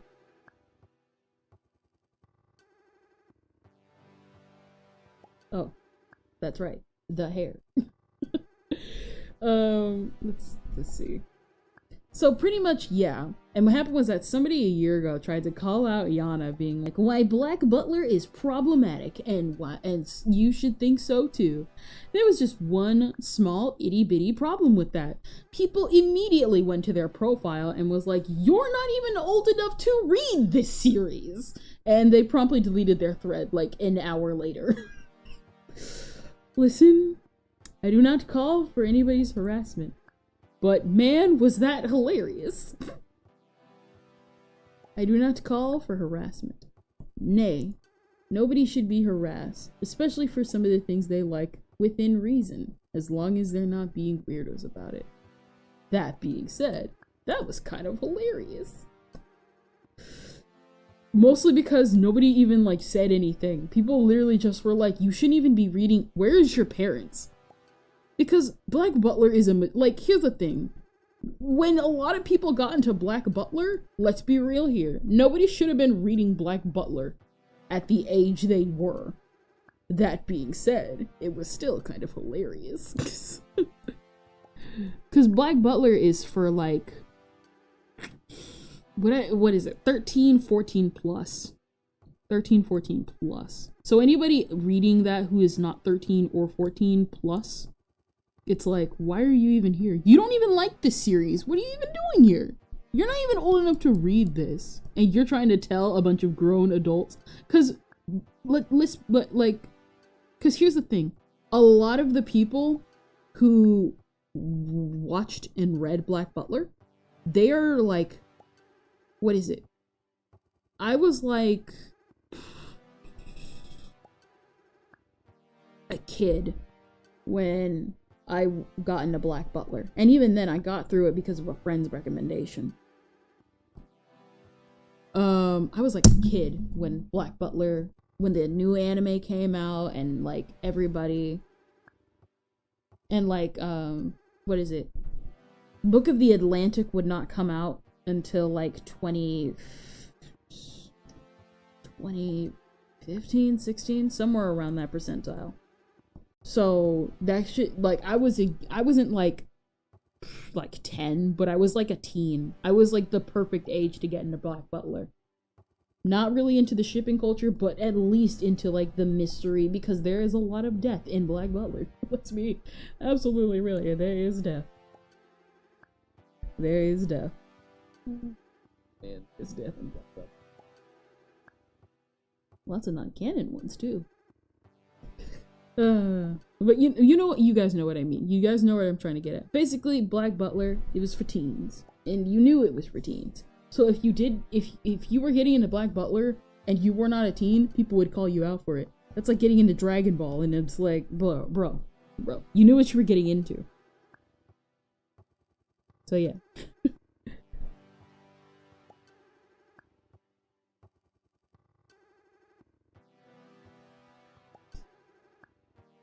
Let me see something. Yeah, I like that. I like that nose thing. Look at this. Look at it. I'm cute. There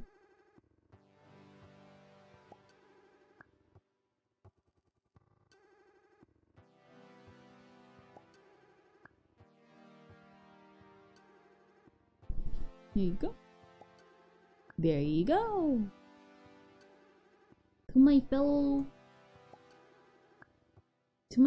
I don't know. This is just the just chatting screen, now that I think about it.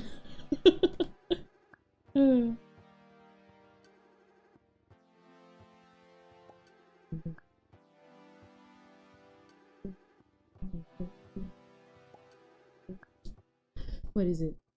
We'll say though, I guess if I had to list off anything, I guess I technically would list off my favorite Black Butler characters.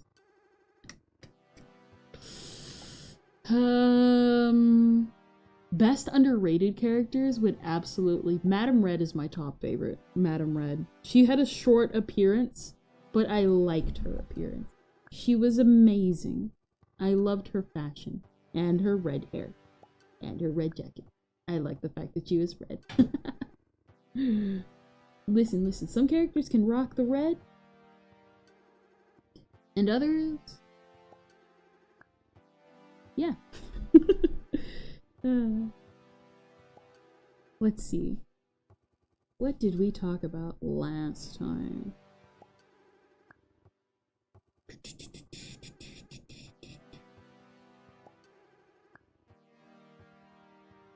Let me see something.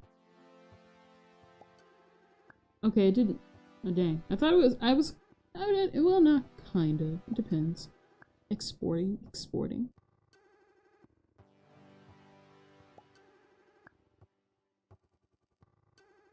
What is it? I don't know. Technically. Let me see something real quick.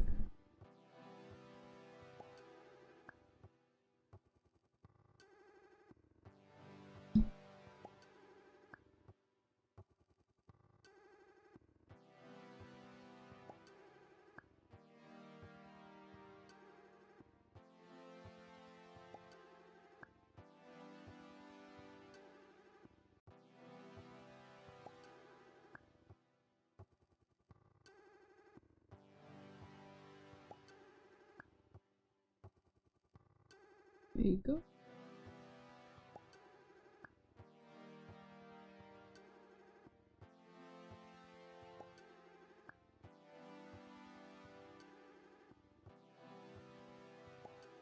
There we go. Yeah, I kind of like that.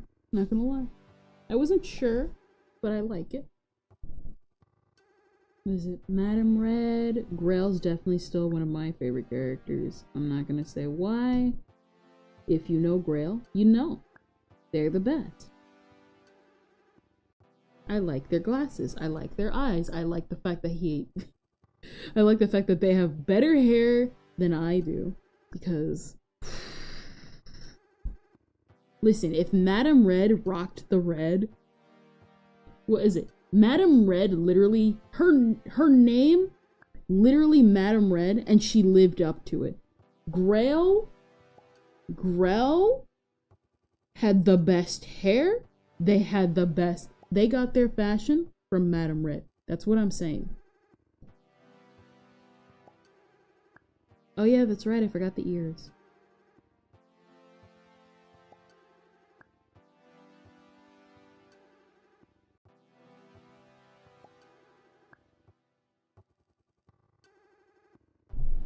I forgot the ears.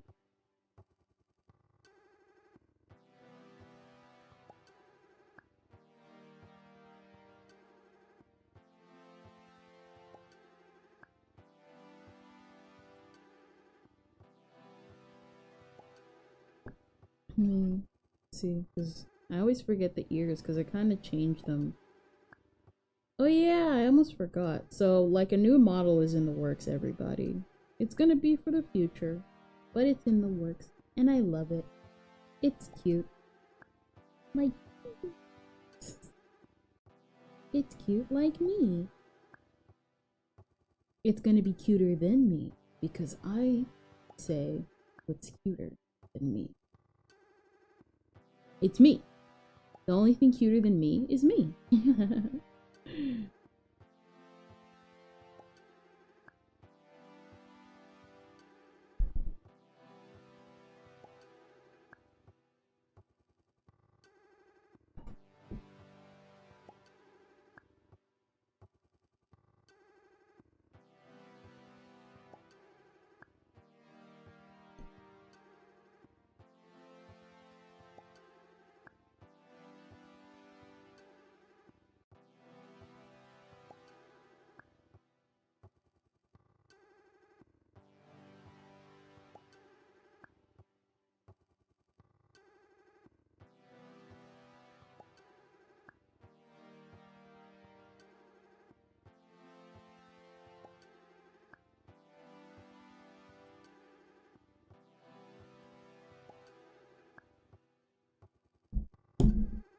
Hmm.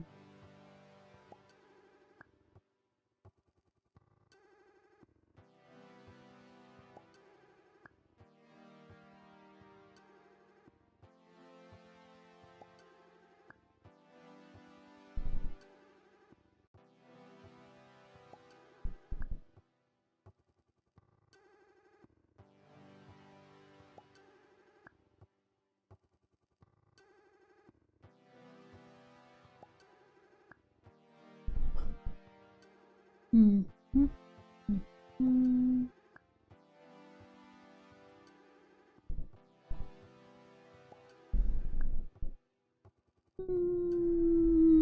Let me see something. Hmm. Hmm.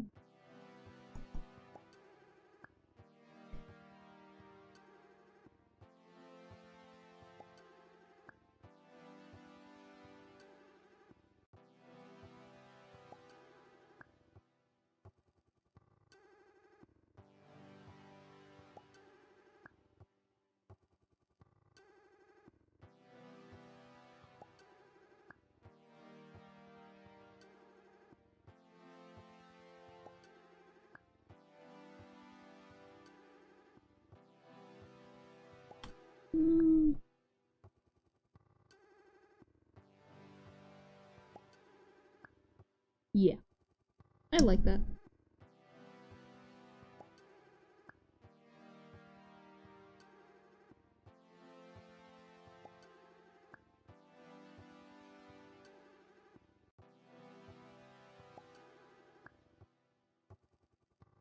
Yeah. Yeah. That's cute. I like it, and I'll keep it though.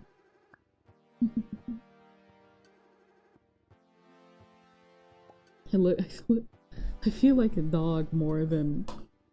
It looks like a dog more than it does a reindeer, but I'd rather that than anything else.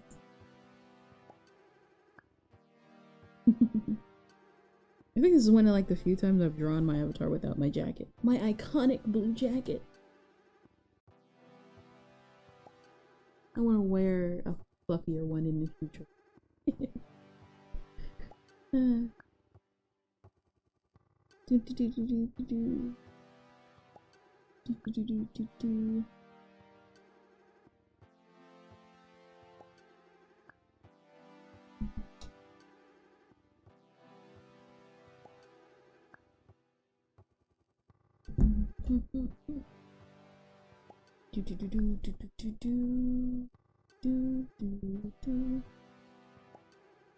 Alright, so this will lock this layer because we are absolutely finished. With some of it. Can't forget, we still have to add everything else.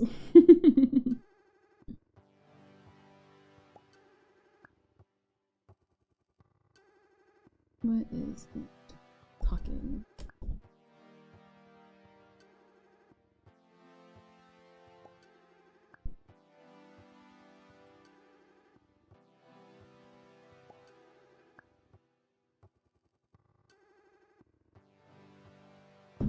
That's what I was thinking of.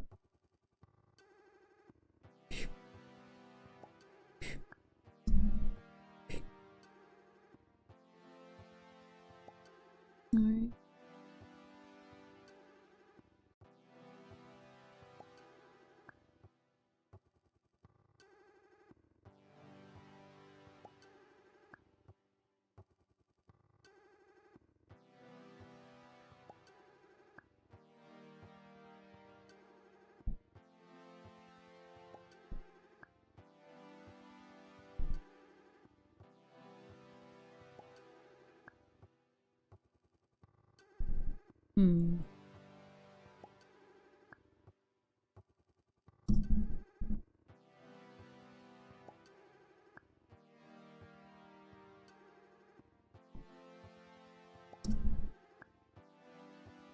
I keep hitting the mic. I'm sorry, everybody.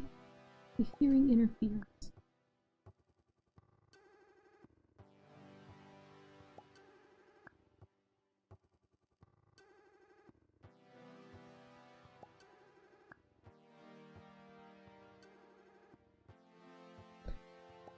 Let me see something real quick. Because I love how I'm taking forever with this.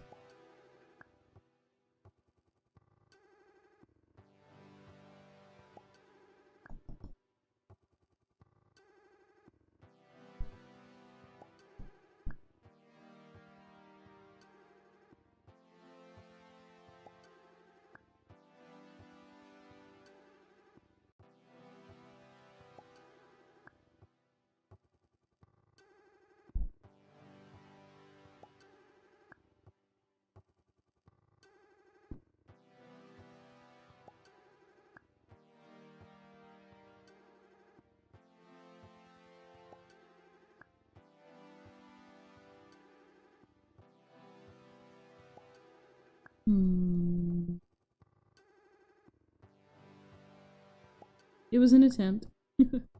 Looks like you just gotta do it the old-fashioned way, Kendra. And not... I'm learning.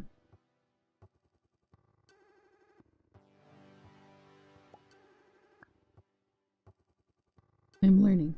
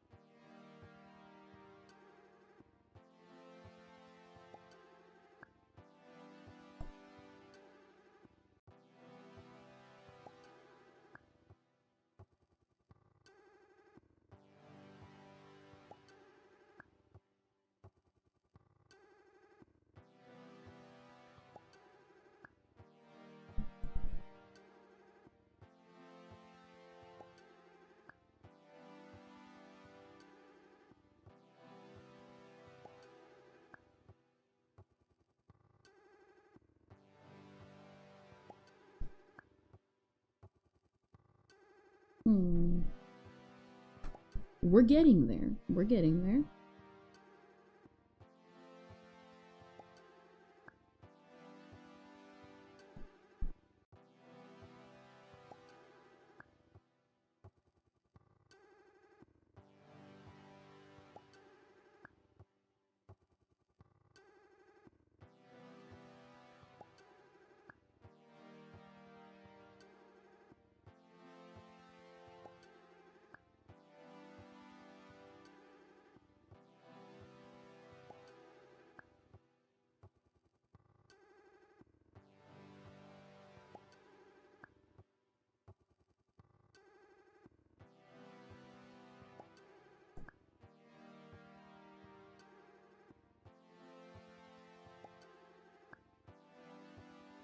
Kind of look like hash marks a little bit.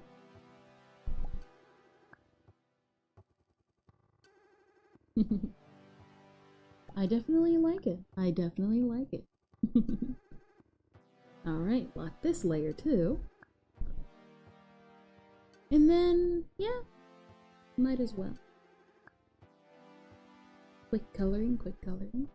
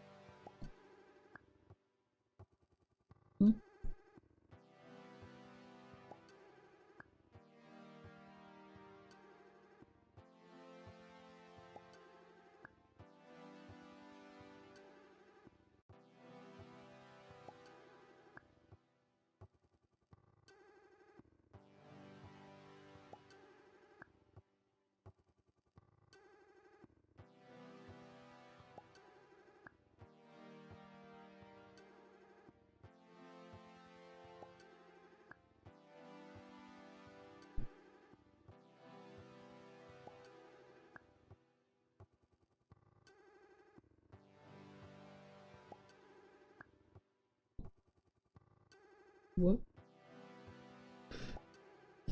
Definitely something.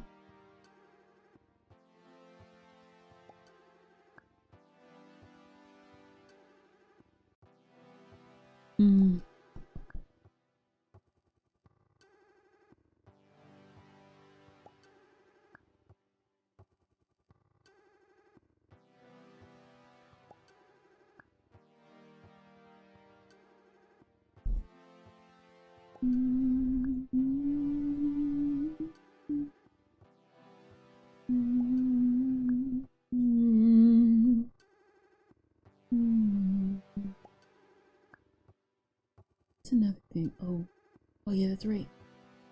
Did I bring that up? I don't think I have. I think I may have. Probably yesterday, but just in passing. So we might be able to play some of the games that I want to play because I ordered a pair of Wii emotes because I want to play. And I want to play Kirby's Epic Yarn. Or we might play Super Mario Bros. Wii. Because let's be real here. There were only a few ways to play. Well, granted, I also know how to grind it up. Grind, I know how to grind lives in that game. So even if I am rusty, I know how to succeed. Oh boy, listen, I've played that game so many times. I've known how to grind lives in that game. I know how to handle 2-player in that game the only way we all know how. Up top, older sibling gang.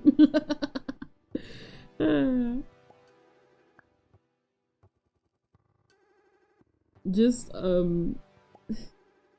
just all the fun stuff. Oh man.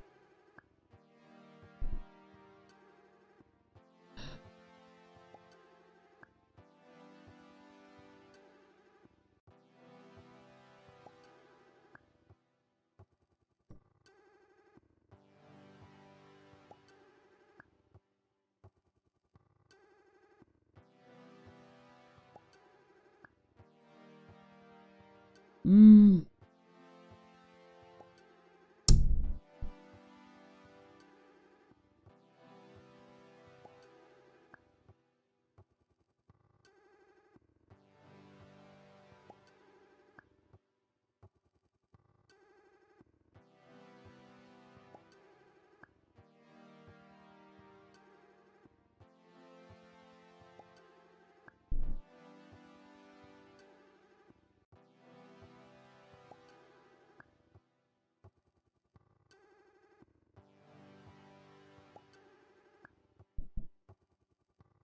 Man.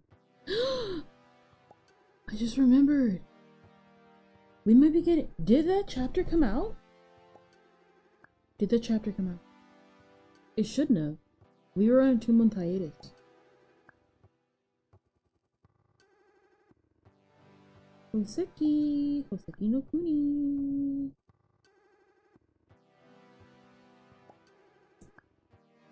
This subreddit is cursed every single something comes out. Every single time something comes out. Someone does something stupid.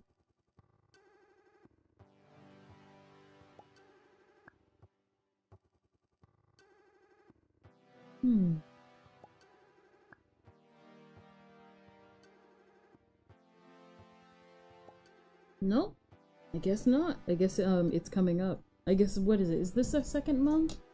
I guess this is the second month. Is this the torture of a monthly series? This is like the first time I'm going through stuff like this. I know I've been through weekly series, I've been through bi-weekly series, I've been through a series where I've waited. But a monthly series is torture. It's one of the reasons why I'm hesitant to do D Gray, like start series like D Gray Man and stuff like that, because for those that don't remember or don't know, so D Gray Man used to be one of the, would I say, okay, so so you know Dragon Ball. It is a shonen series. It is a very good series. And in the early 2000s, it was I would say it was a very good runner-up in like one of the best shonen of the 2000s. The thing with D Gray Man though is the fact that as the series was moving along, the author encountered health issues and she obviously had to take a break. And it would go from a weekly series to a bi-weekly series, and then eventually to a monthly series. And then eventually to our final conclusion, tri-monthly. And tri-monthly series are basically as they're stated to be. They release a chapter every 3 months. And if they miss that 3rd month, oh boy. Not only that, but even if they do release a 3rd chapter that month, it might not even be a long chapter. A good example would be kind of like Hunter x Hunter, how eventually the author for Hunter x Hunter, he could not do a weekly series anymore. Everybody was like, you gotta do monthly, bro. Because he clearly wants to draw manga. But obviously his health comes first, because duh, your health comes first before some series, bro. And so it's just, well, you know, that's just how it goes. It's just how it goes sometimes. It's just how it goes.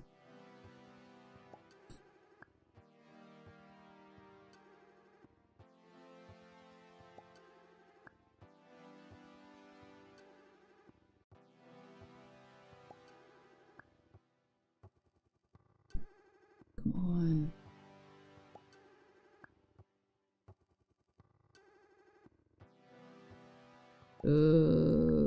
Every single time with this thing. Alright, it's time to go edit all around. Well, technically, hold on.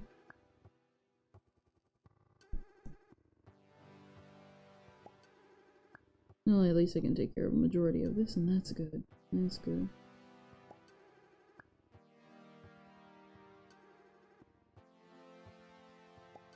So, pretty much, yeah. I guess like a good example would technically be series like Hunter x Hunter, Your Health Comes First, and also JoJo's Bizarre Adventures, where eventually Araki had to turn that thing from a weekly series to the monthly series. Stuff like that. The difference is, though, is Araki keeps going. Daruma, not Daruma. Man. Wait a minute, do you guys know the story of why D. Gray Man, like, is also not popular? So what happened was that, for those who remember, it was like the beginning of like when anime started kind of like coming back as reboots. This was like back in the early stages when people started noticing it, and now it's like more common, but like back then people were like, reboot after reboot, you know, before the reboot fatigue was starting to set in, right part way, but just enough because we weren't as disappointed as general audiences for movies. So, what is it? New Dragon Ball, all that type of stuff, right? You get what I mean. You get what I mean. And so D. Gray Man actually came back. It came back, and here's the thing. Like I said, D. Gray Man is a popular series. It is still a popular series even now. The fan base is as dedicated as usual. Just go look at the D. Gray Man subreddit. That thing looks like the art from back then and now is like night and day. It looks so beautiful. D. Gray Man has improved so much. And so pretty much what ended up happening was, like I said, health issues, blah, blah, blah, blah, blah. And what happened was that, eventually the anime was supposed to, you know, bring new eyes to the series. And it did work. A lot of people got into D. Gray Man. I even considered picking it back up again. People who didn't know about the series was like, man, this looks interesting. What is this about? And all around, it was a really good way for new fans to come in. It was a new way for fans to come in. What do I mean by this? So, how do I even explain this? Alright, here we go, finally. Good. What happened was that eventually it came to the promotional material. And what ended up happening was that someone on the team was like, hey, we're gonna promote D. Gray Man like this, without the author's consent. And what happened, okay, how do I even explain this? So, you guys know how, like, some series will, like, queer bait, right? Well, you have some series that will do this either on purpose or even by accident, or it just attracts a majority large female audience. I would like to say that even though D. Gray Man has a lot of male characters that people technically could ship, even the author, this is very important, the author doesn't care, and the fans don't care either, because we're not there for the ships. You will not be there for the ships when you read D. Gray Man. Because the mystery in, like, just the story itself is so good. I genuinely do mean that. You will love it if you, like, sat down and read it. And what ended up happening was that, obviously, not a lot of authors are okay with stuff like that, because it misrepresents their series.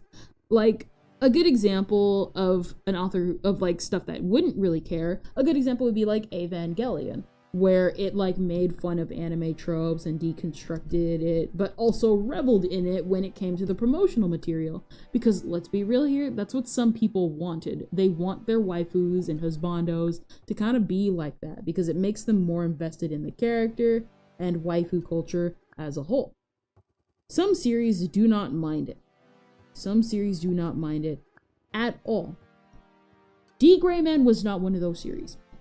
So what happened was that the author caught wind that of this promotional art piece that was being flaunted around, basically showing off, like, okay, the main character Alan and one of the supporting characters Kanba in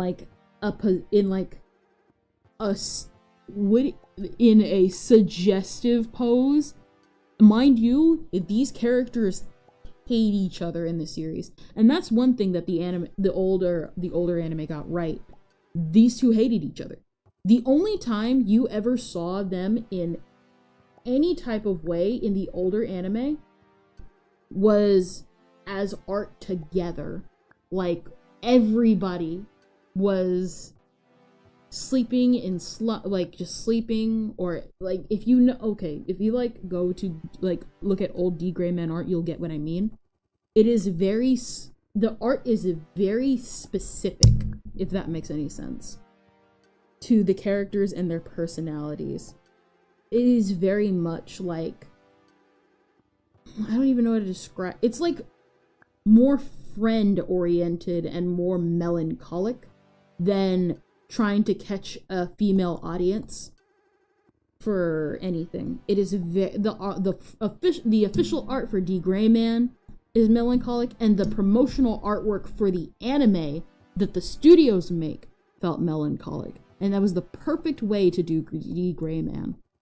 And obviously, the author was not okay with this, because these characters literally hate each other. Or, you know, obviously typical anime hate, where it's like, oh, they'll get along later. And they do. Ish. But you know what I mean, right? And obviously the author was not okay with that, because it misrepresents her characters, it misrepresents her stories. Like, that's what I was thinking of. Black Butler. Literally, we talked about it earlier. Black Butler was definitely, a series that definitely went through that. But the author didn't really care, because, let's be real here, it's very clear that, Yana is very, very much loves BL. It is not a secret. It is very much not a secret. But she didn't really care about that. And then as she evolved her series, you know, obviously, blang, bing bang, bada boom, she ended up kind of moving past that. But obviously, the author of D. Gray Man, she did not like this at all, because, obviously, misrepresenting the series, I keep saying, but also just because it just did not reflect good. Because imagine you have, like, new fans, but you think they're, like, expecting, like, shipping and all that type of stuff. And obviously, no author wants their series misrepresented by that. So she ranted about it on Instagram, and then she deleted her Instagram. And the backlash was so great, it prevented not only just the whole thing with Hollow, all of Hollow, canceled. DVD sales, donezo. There were no DVD sales.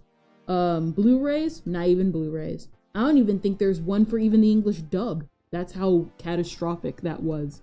That one image just tanked pretty much it. That just pretty much tanked the series.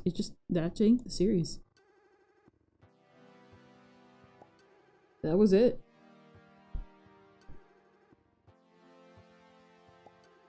And so the D. Gray Man pretty much lives through word of mouth. Pretty much now. I still say it's a series worth it. Yeah, I will say before I forget, the author is now back on Instagram. I follow her. She like still attends like the exhibitions and everything. Like I said, my gosh, the evolution of her art is like so beautiful. I highly recommend looking up some of the pictures of the D. Gray Man exhibitions. You'd be surprised like how like many people attend those, because again, the series is very much like, you would have to be a hardcore anime fan to remember D. Gray Man and then talk about D. Gray Man. Because I remember finding it like a long time ago, and I was like captivated by like the way everything looked, just it, to just to describe like just the atmosphere and like the coolness of what like D Gray Man is like night is like I don't even know.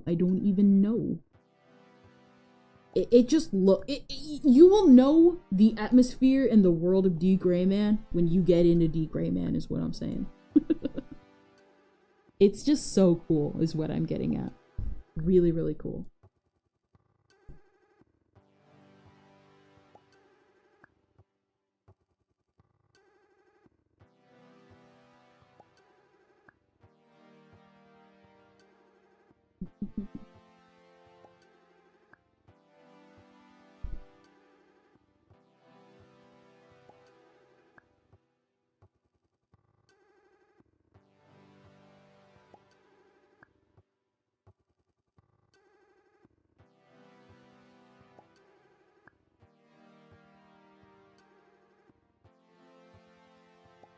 What is it? I end up getting silent, concentrating on this ear. I when I get like really invested in like it's just a cool series. It's just a really cool series. I love the atmosphere. Very, what is it? How to best describe it? What is it?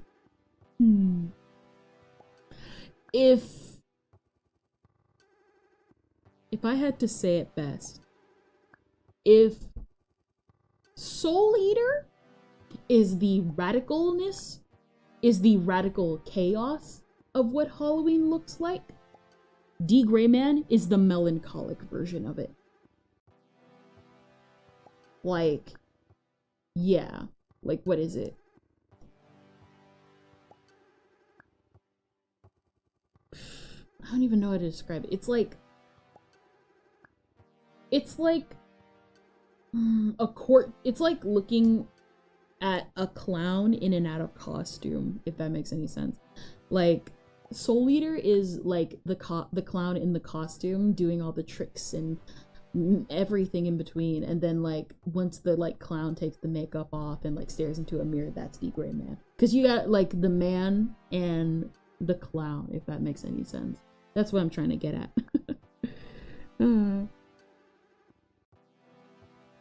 If that makes any sense. It depends. I'm trying to like explain it as best I can.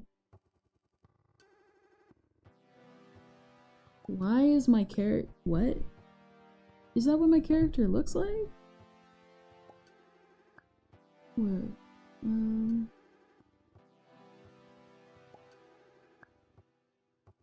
This is what I'm trying to... This is what it looks like on screen. It looks lighter. It's light on screen.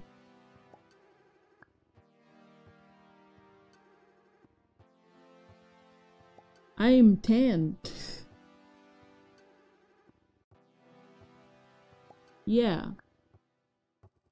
I was trying to brighten up. So for anybody wondering, I was trying to brighten up. I changed the skin color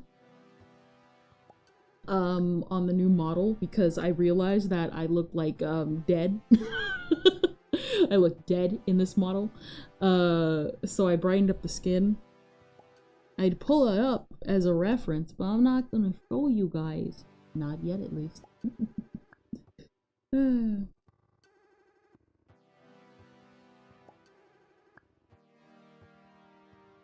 Let's see. Nope!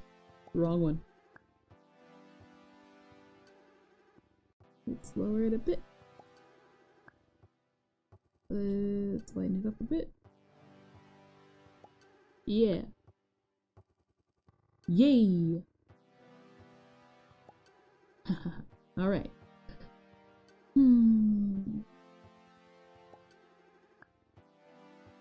Obviously you can't mess up white. Yellow is yellowing. Here we go.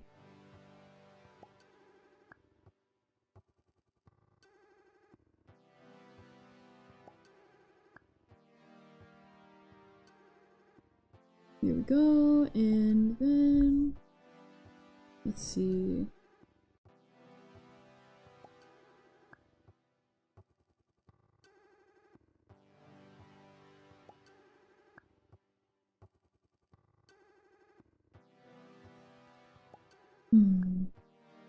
Not gonna lie, I kind of like the way the colors look on the screen.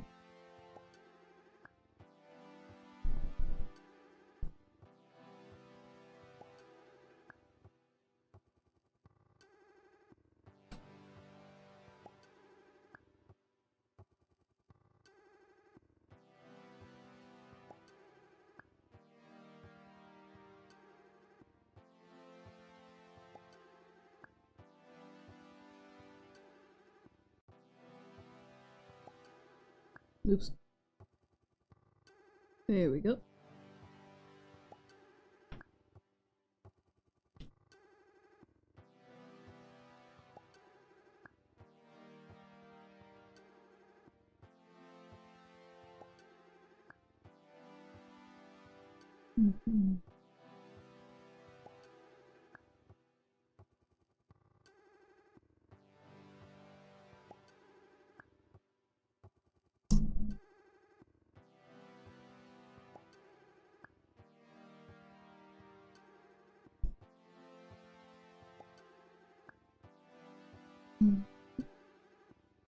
Live reading. Hello. Hi. How art thou? I literally just saw your messages now. Did you just Did you just show up? Oh no. I hope I wasn't ignoring you the entire time. I was just talking with myself about D. Gray Man. D. Gray Man, one of the best art series I like of all time. But yeah.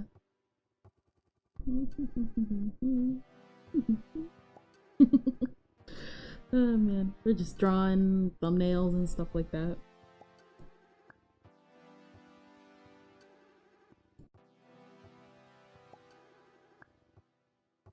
I always gotta keep checking to see if I'm paused. I remember one time I paused my computer. Not paused. I remember one time I muted my stream, and like it was the worst time because I forgot that my microphone wasn't connected and I wasn't picking up anything on the microphone end, and I ended up not checking it because I was very smart. Your girl was not.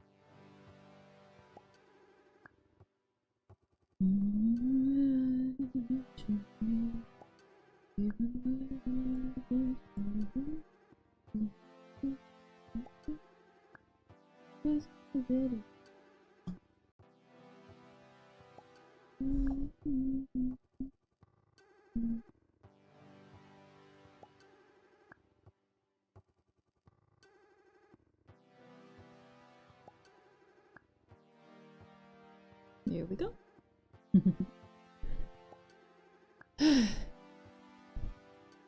There goes that. Now we're finally...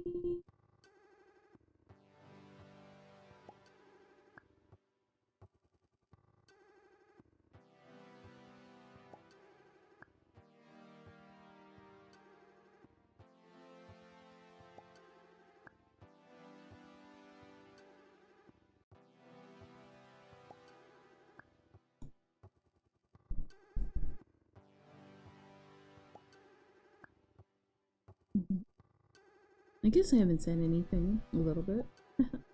Well, I don't know. How's your day? How's your day? Leave hurting. Dang. I hope you don't leave hurting me.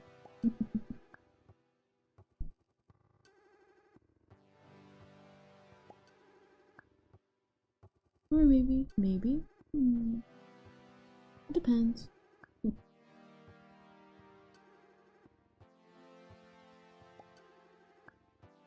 What?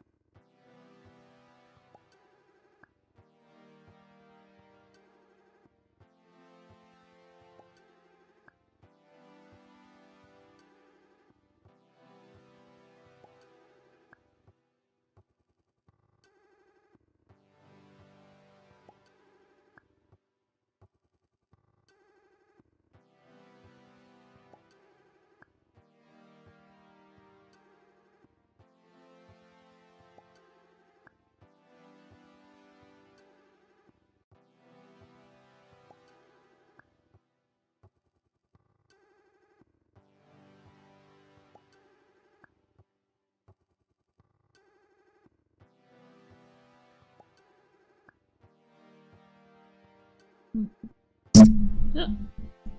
I almost ended up hitting the thing. Actually, I did end up hitting the thing. Dang it.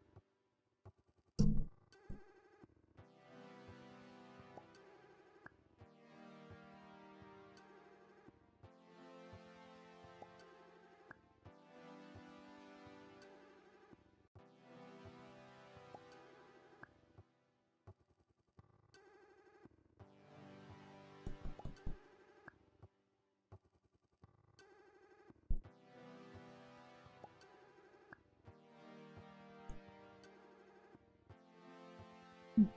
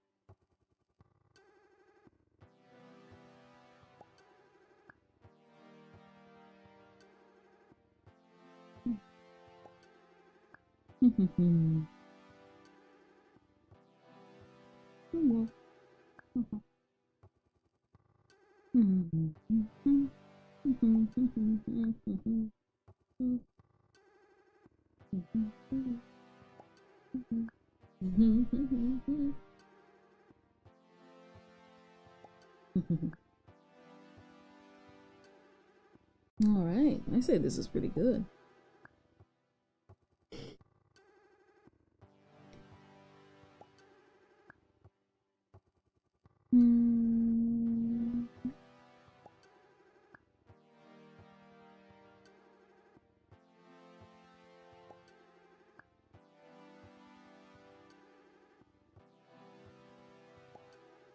Let's chat.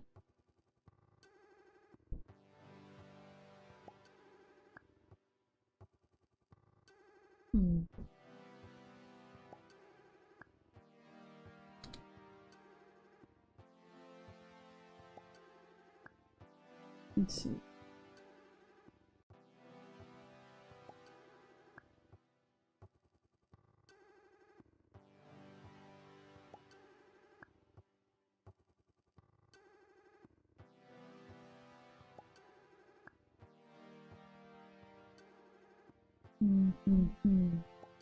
Let's see. How do I do it? How do I do it? I did the avatar. Now there's all that's left is to fill in the space. That's easier said than done. Oh man.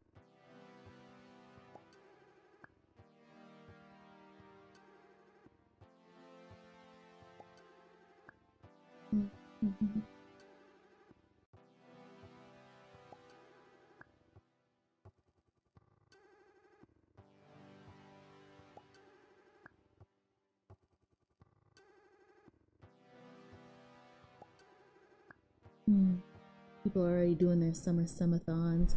Oh yeah, there was the summer slam. The VTuber Summer Slam that was going on. If I knew, maybe, but I definitely doubt it. What is it? We were putting together this PC. Last thing I need is just all of whatever I was doing.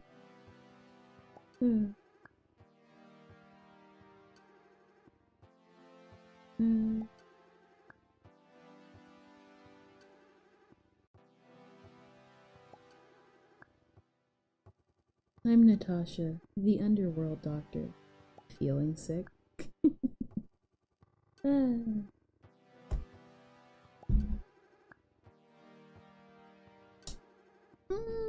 know what? Why not? Low poly microphone. What is it? Low poly microphone.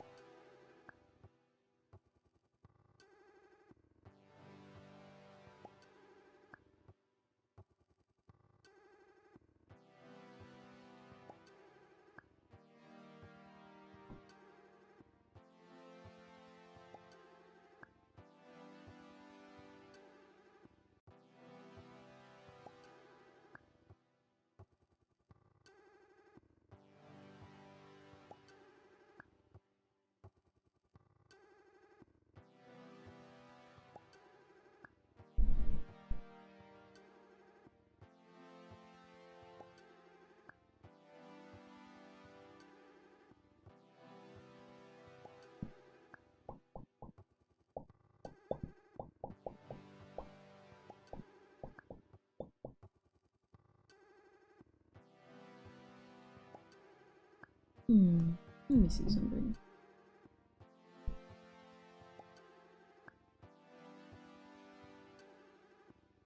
That would have been a disaster.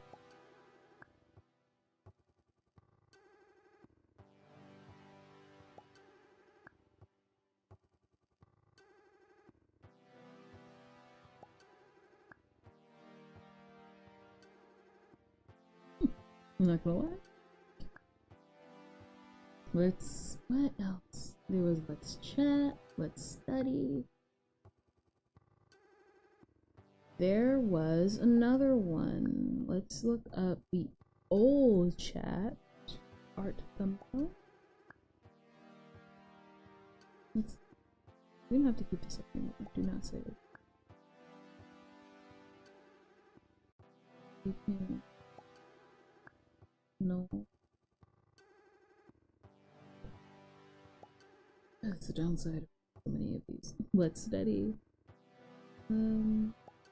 Eventually we're going to finish this. I keep saying I am, and then I don't.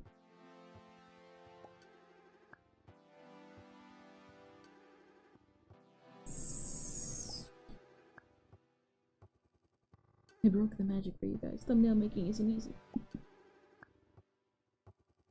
The curse, stuff. Here we go. Let's draw. Okay, here we go. This is the template I need. Where is it? Right.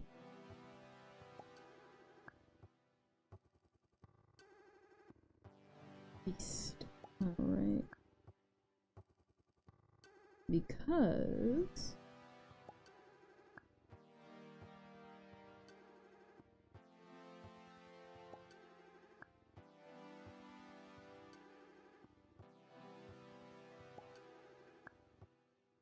yep. Here we go. There's the template for that. Don't know how to fit it, but okay. Oh man.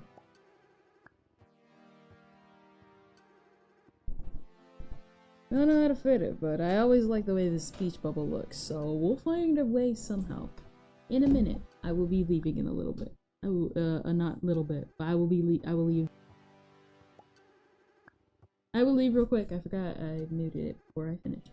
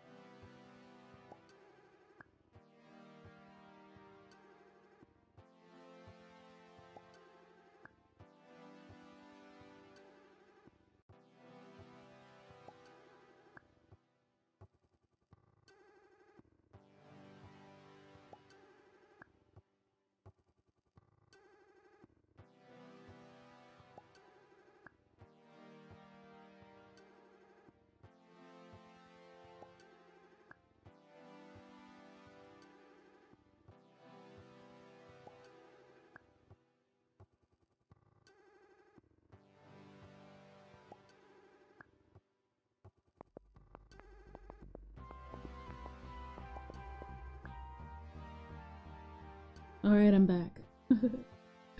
Mood rearrange that real quick. I think, man, kind of like this logo more.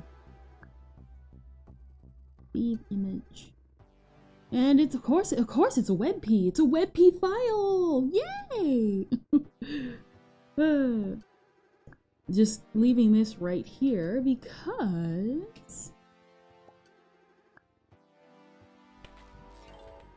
we're going to take a deep look at the channel.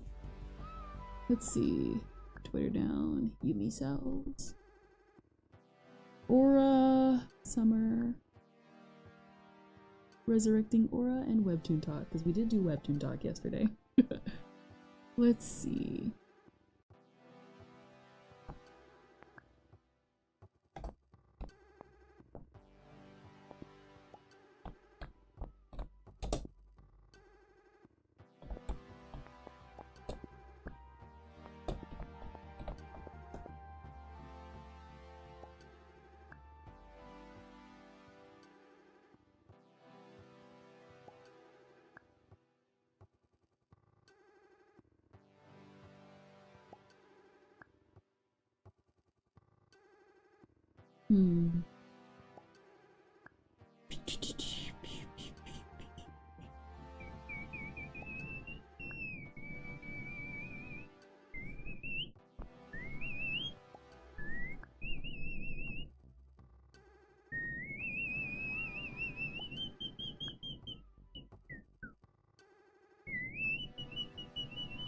I don't even know what sound that is.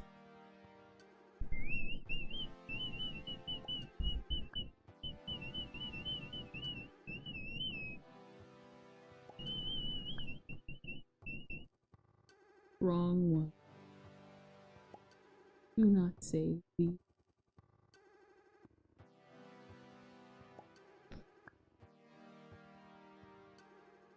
import.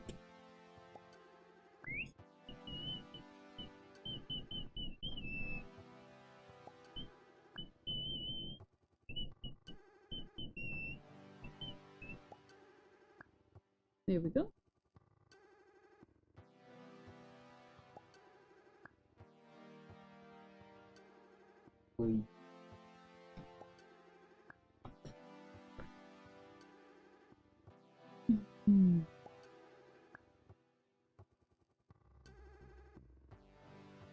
Webtoon Talk. What else did we do?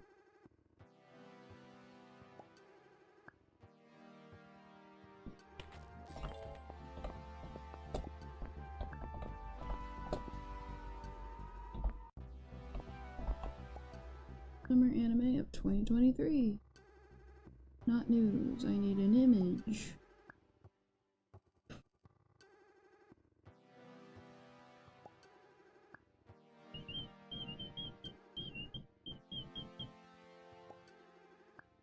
Let me see something.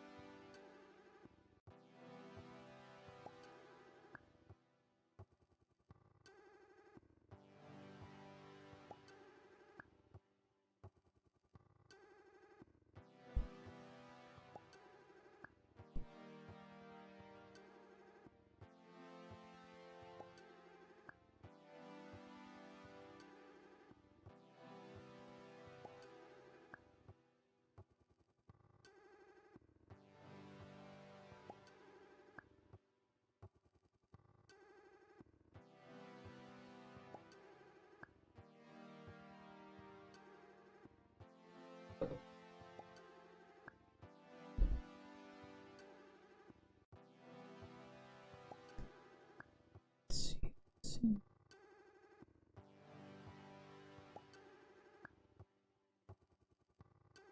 I take too long to draw, don't I?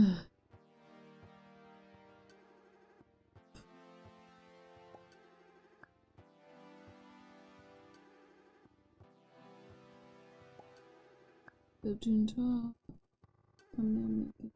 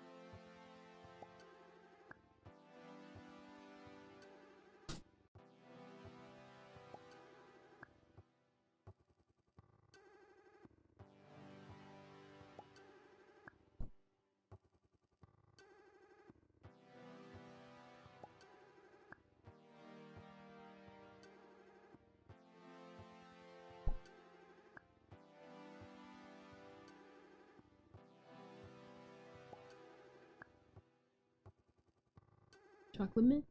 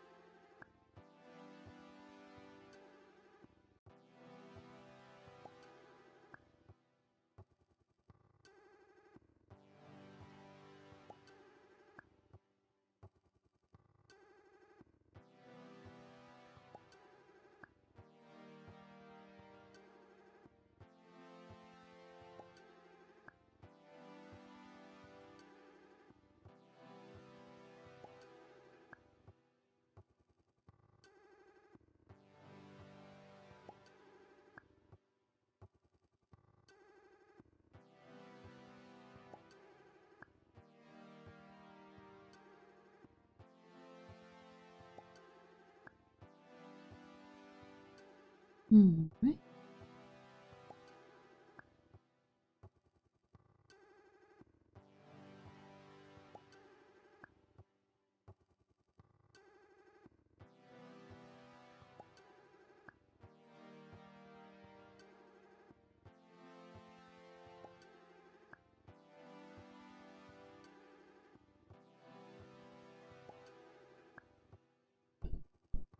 Right.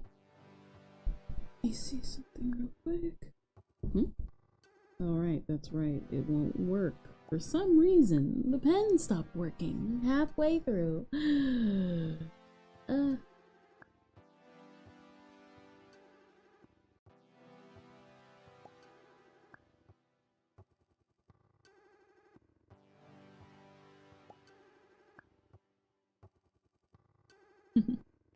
Let me see something real quick.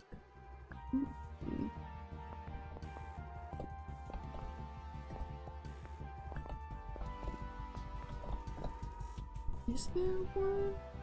Technically, there is. I want to pick the best image. Webtoon talk. Someone made their own Yumi cell sticker. That is so cute.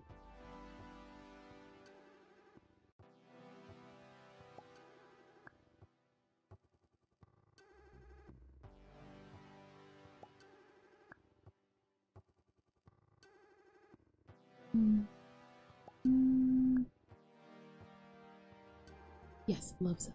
Because she's the best Cell. And anybody who says otherwise, I don't believe you.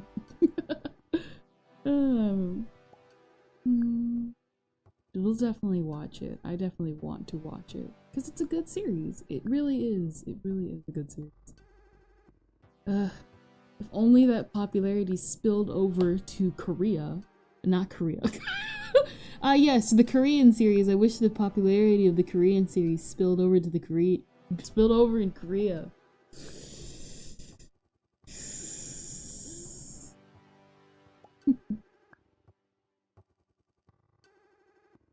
Maybe if I drew Yumi at some point, maybe that would have been best. Oh well, let's download this and shave it off.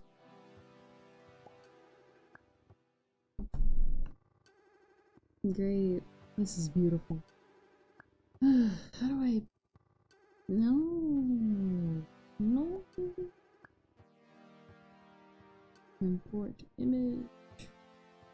Here we go. Love Cell. Yeah.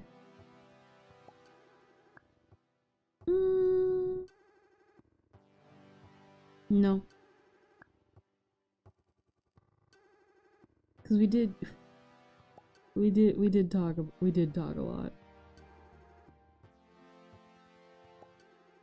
Let's find a proper image. Because these are multiple thumbnails. I'm gonna use this for like multiple thumbnails.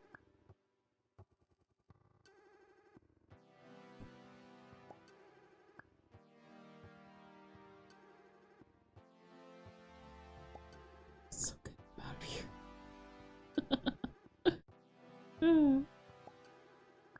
I'm so cutting him out of here. I'm so cutting him out of here. Ugh, the pen's not working. I forgot.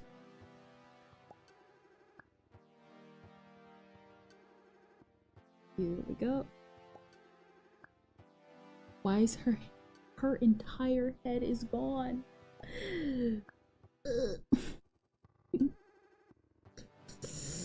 We're cutting him out. I'm so cutting him out. I'm freaking cutting this guy out. If only it was that easy. He has that freaking DreamWorks stare. For anybody wondering, that was Naughty Cell.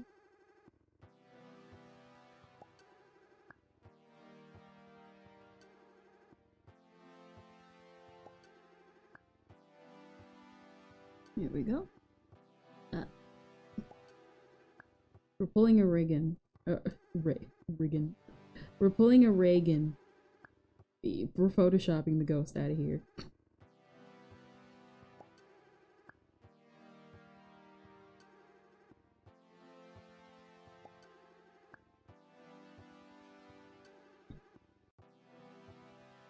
Maybe?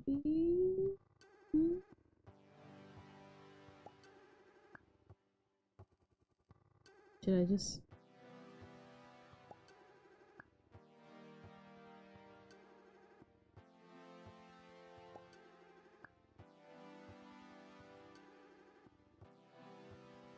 What's inside of Yumi?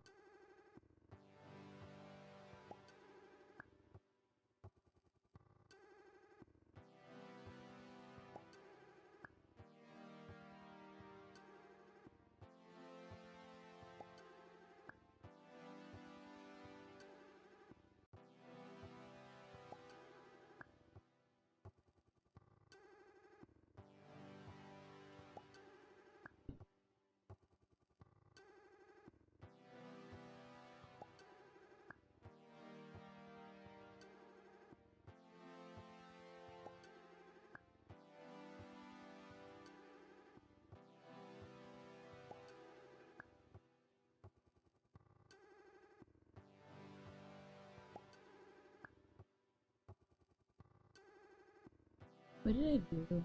Yes, we talked about Twitter. Oh man, you know what? I'm doing that. Let's be creative. Nest PNG. Nest PNG.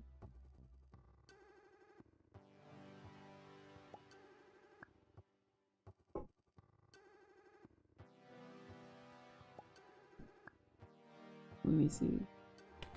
Bad idea PNG. Oh no. Yeah, I think I'm gonna do this. This is gonna be fun. We're getting creative with this, everybody. We getting creative with this.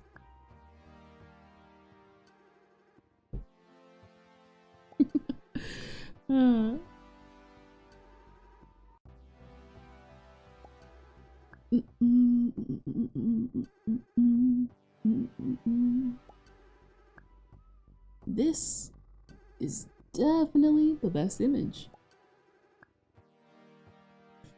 Nest PNG. Twitter PNG.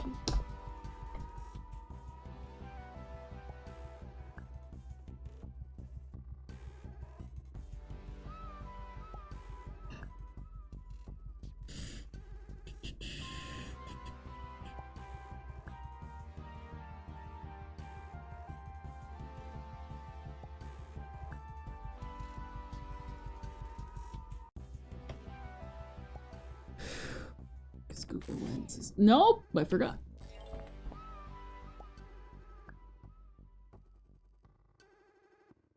Transparent. Transparent and save image because of course. And a Nest PNG. I need specific one.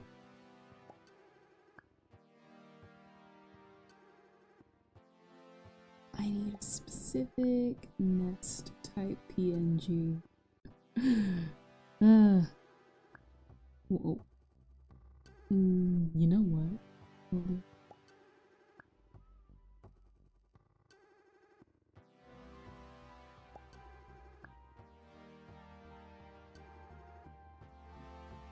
Transparent.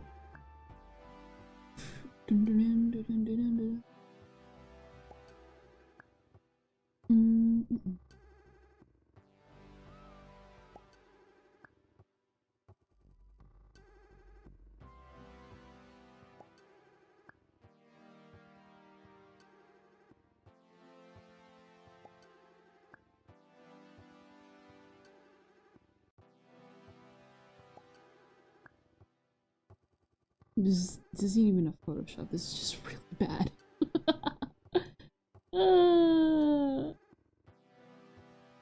Just like this looks terrible. All these examples look terrible. I have key thumb making skills. It's key. This is amazing.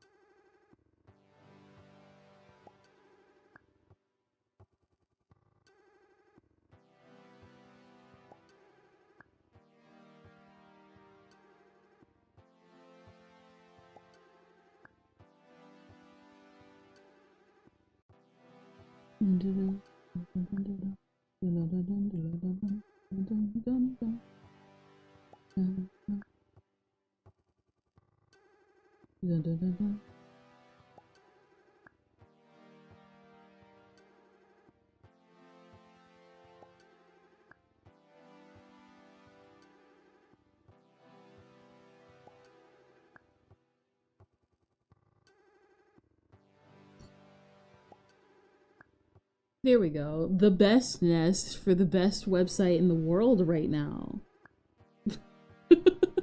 This looks terrible.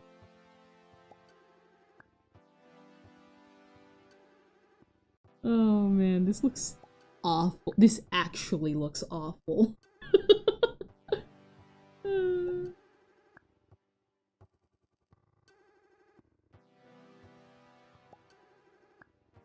Oh man, this looks actually awful.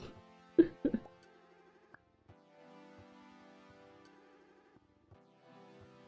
me see something real quick. If we can.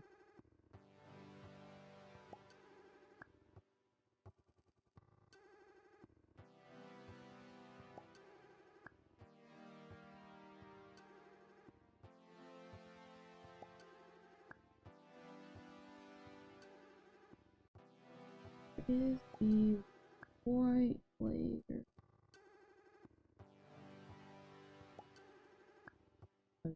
Here, here.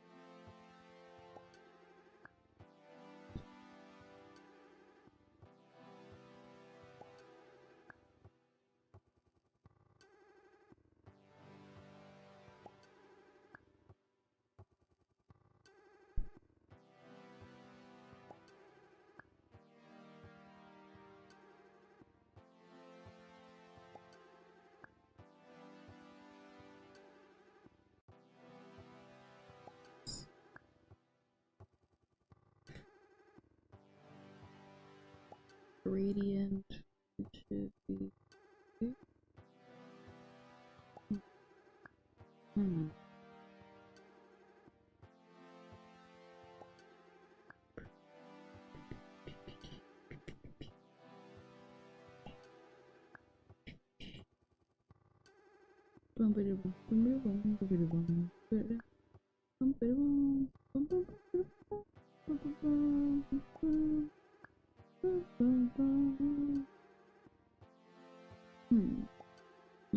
Where is that pen?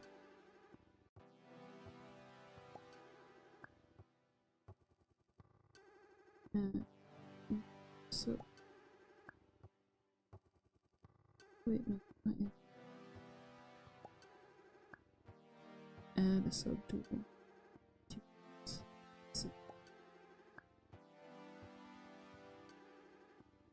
Import, I guess. Import it is. Thought I imported them all already, but hey, what can you do? Good thing I didn't delete anything. Tone dot.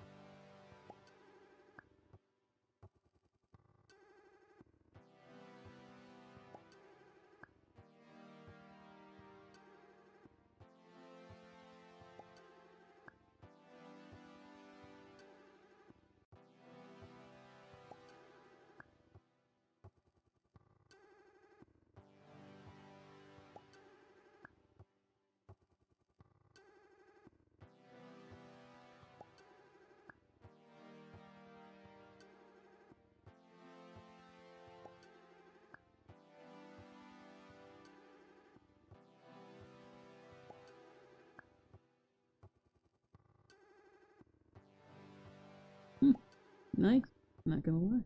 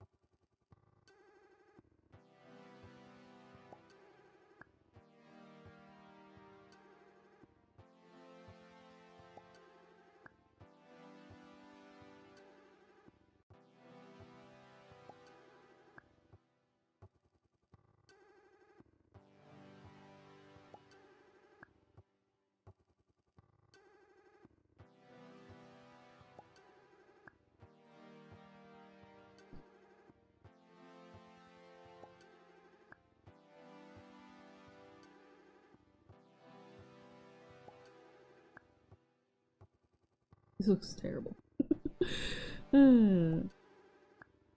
Yikes. Definitely clear now.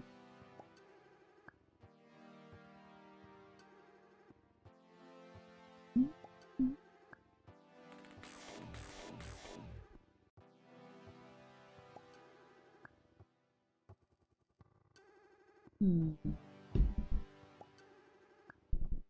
Hmm. Hmm. Hmm.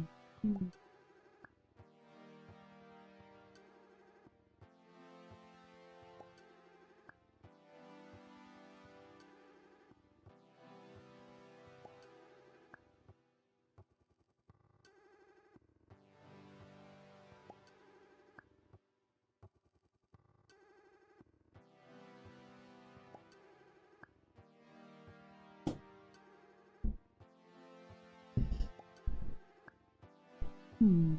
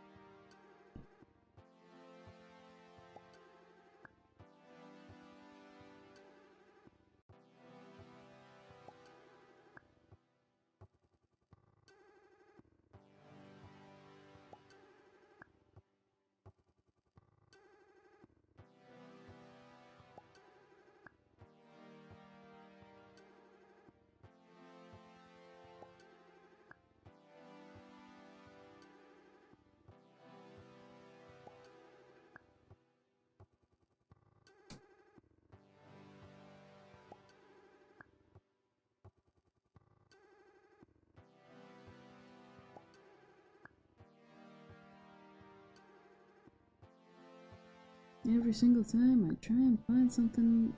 This is definitely gonna be interesting.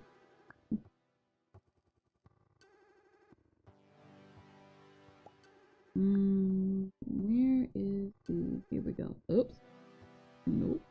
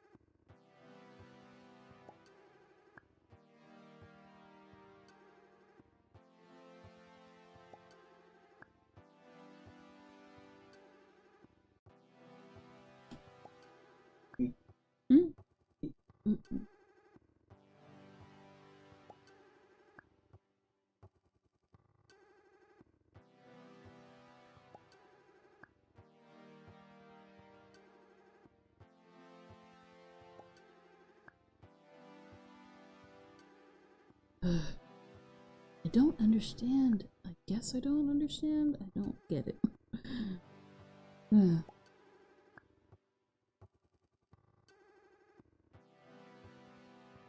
Feels less complicated than it should be, but I have a spacing kind of. You guys understand?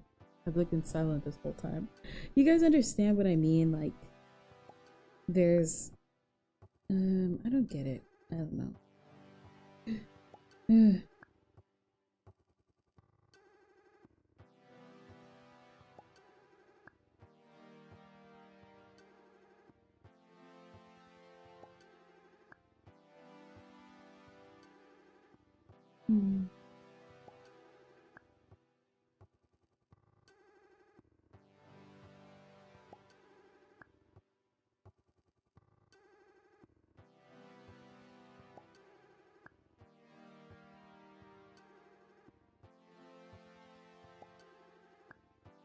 Let me see something real quick.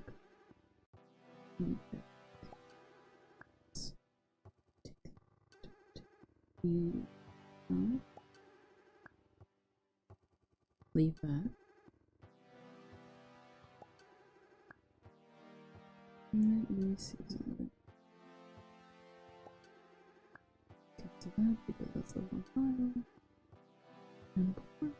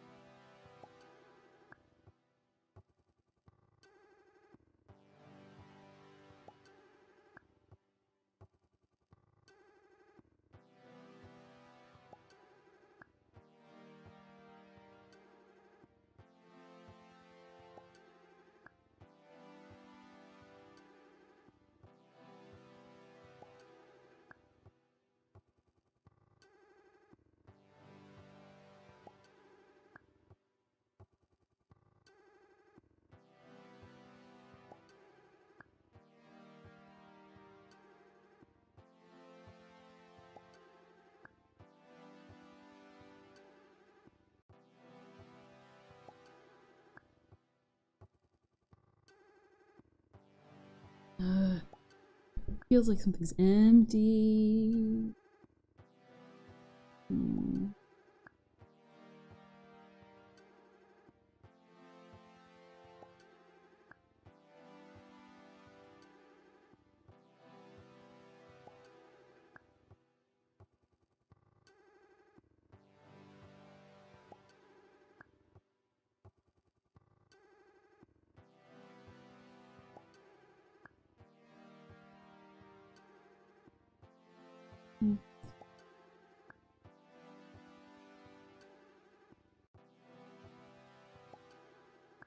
All right, I think that's good for right now. Can't get too overcomplicated with it.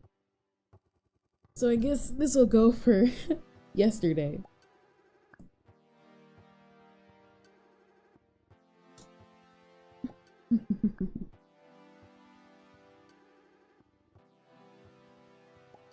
Let me see something real quick. And maybe this will fix it.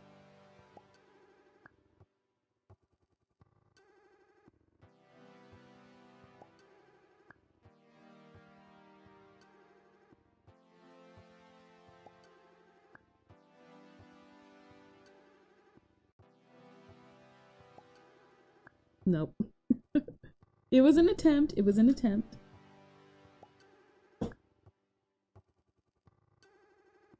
It was a great attempt.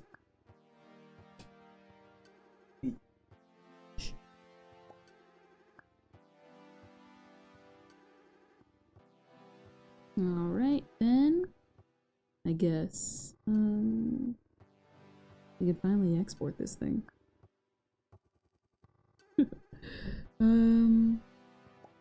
Let's see. It should go in. Yeah.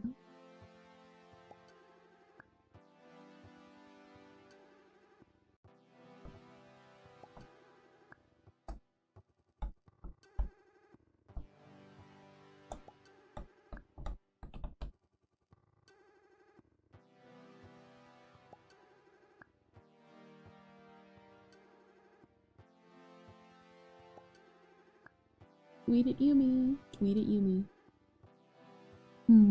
Aura.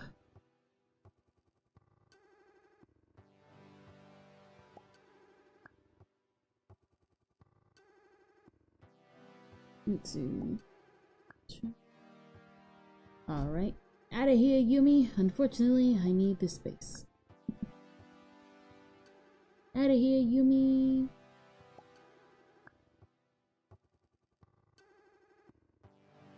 Alright.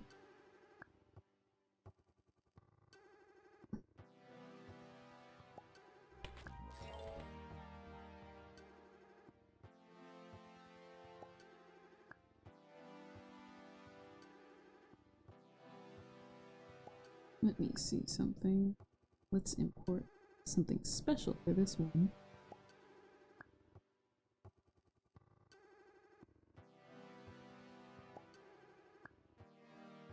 Actually, I guess you guys will get like a kind of like a small look at some stuff. Alright, let's see. T-emotes. Some small stuff. Small stuff, guys.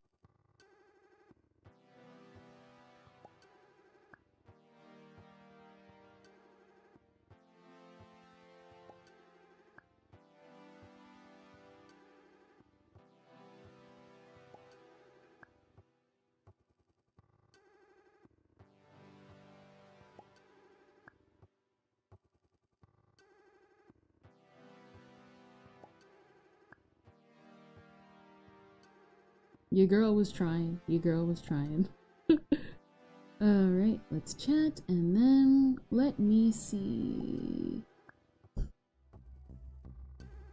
2023, summer anime.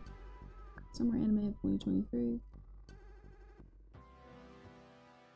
What are the series that I was excited about? Love is War. Kaguya. This definitely is an image I want. This is exactly what I needed.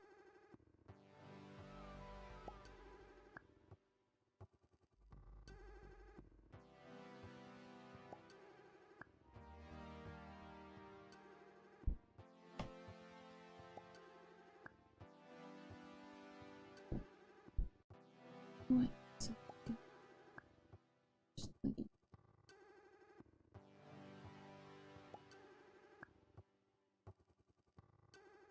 Shall we ever save Aura? Maybe. I don't know.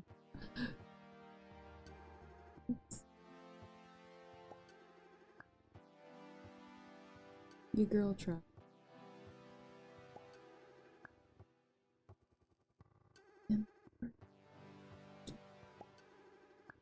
There we go.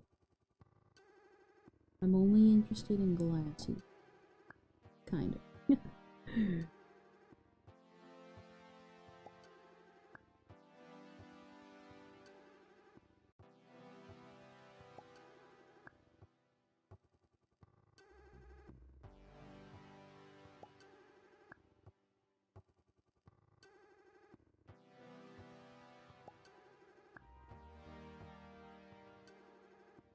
Oh yeah, Gun Gale is... Gun Gale still going? No, that's a different anime. I was like, Gun Gale is still going? Unfortunately, I have to have Billy Billy if I want this thumbnail.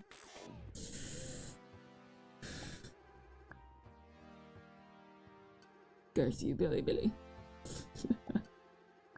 Nope, not that one. I'm sorry, I feel so bad for you guys right now. If you know which fandom I'm talking about that's getting an anime this season,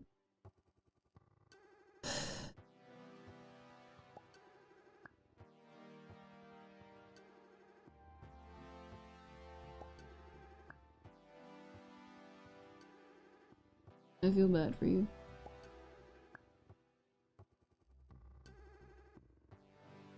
I feel so bad for you right now.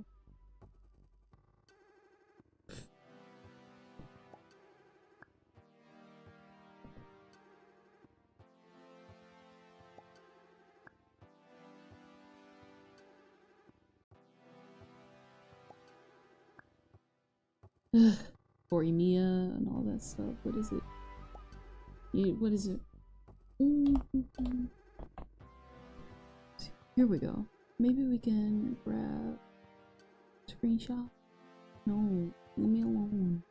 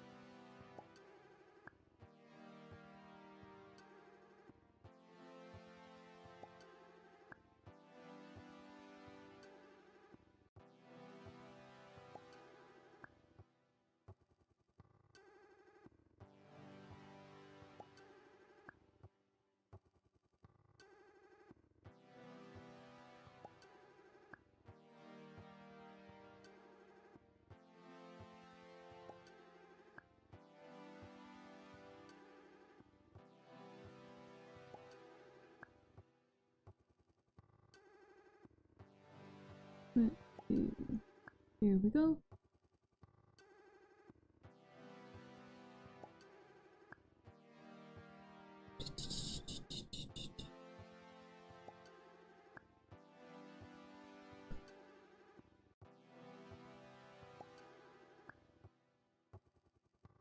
And of course we can't forget the best anime that's probably coming out. Hiromu Arakawa's cow anime. She's cow. I'm trying my best with all this, guys. I'm trying.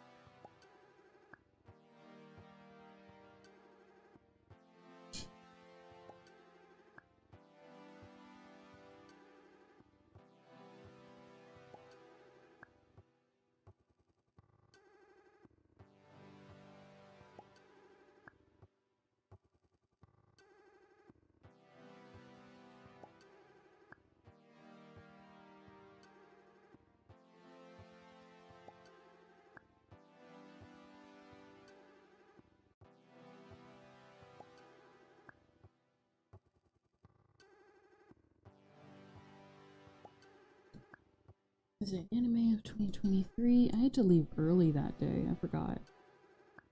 Anime of 2023 and opera.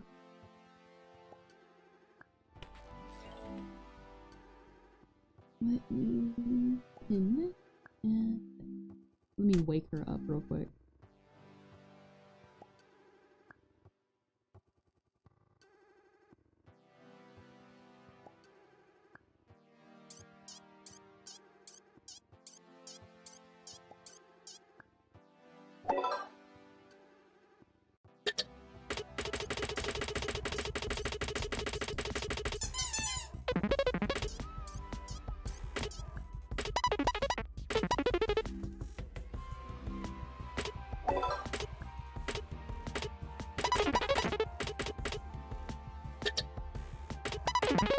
Oi.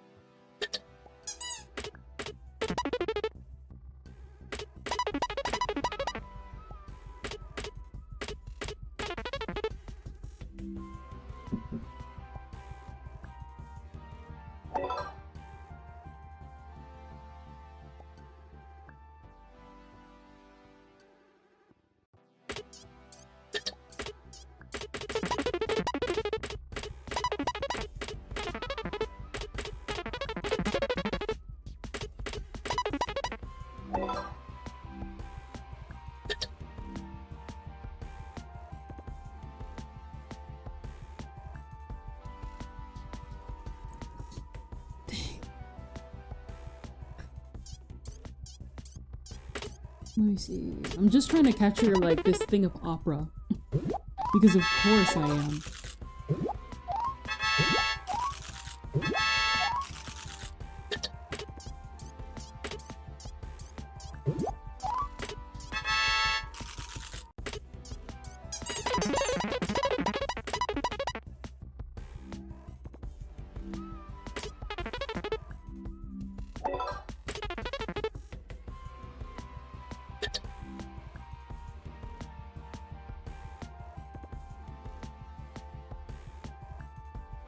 Yes. Okay. There we go. Save image. Finally got a screenshot of her. Now go back to sleep. We'll kill you next time.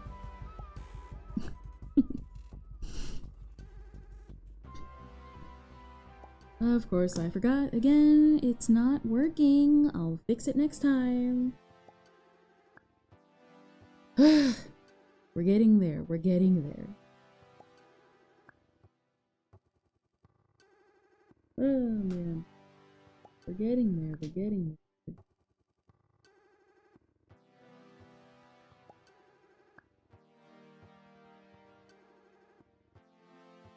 I am Aura of Thoughts.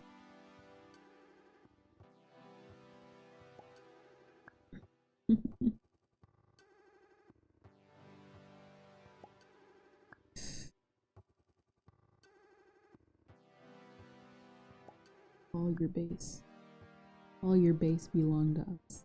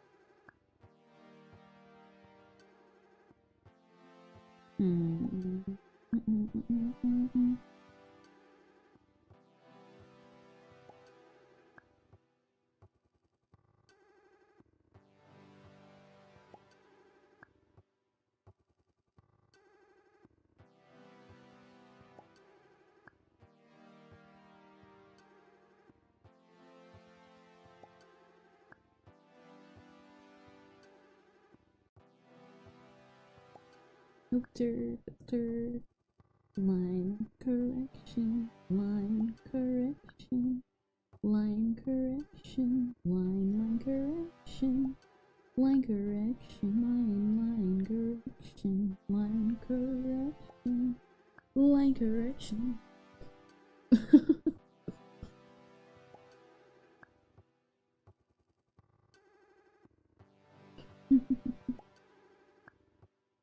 How about we don't kill her? That, you know what? That's the tagline I'm gonna put. How about we don't kill her?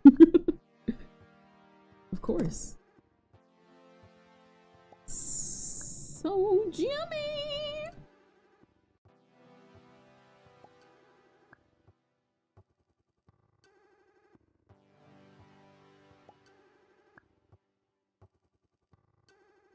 Let's go back.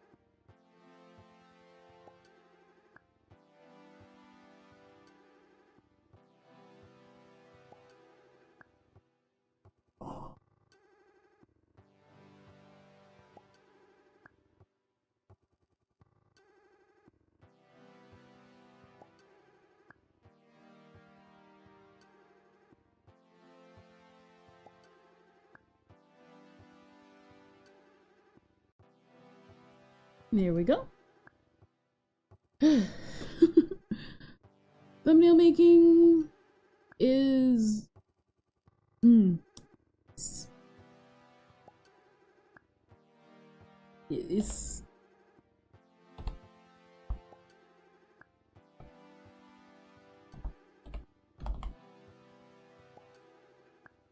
it's it's something.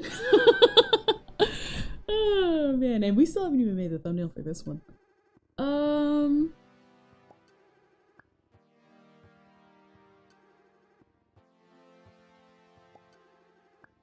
What is it? I don't even know. I'll probably just screenshot this thing right here. What is it? What is it? Screenshotception? What is it? Making an inception of Inception? I don't know. Well, I don't know. What is it? We'd have probably like 2 more to go because, well, one, I gotta kill Aura. We'd have 2 more to go. I gotta kill Aura.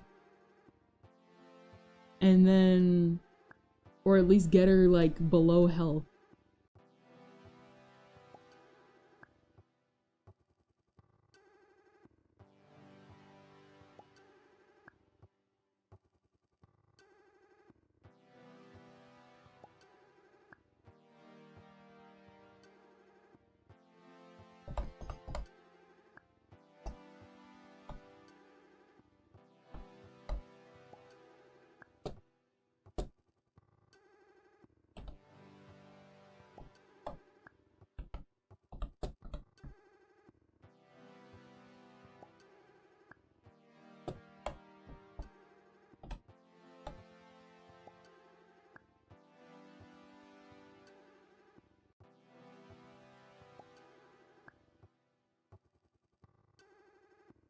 Oh, we can use... Oh, but I think I deleted them.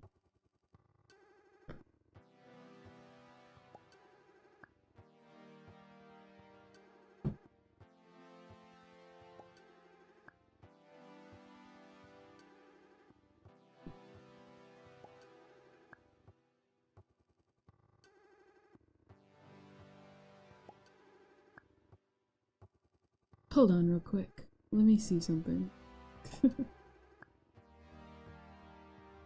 Let me see something. Because we may not have to actually kill her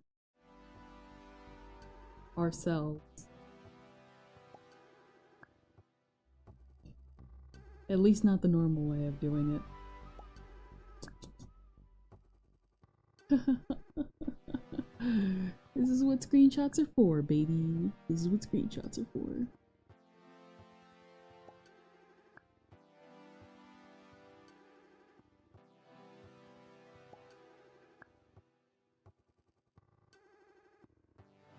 Well, for the most part.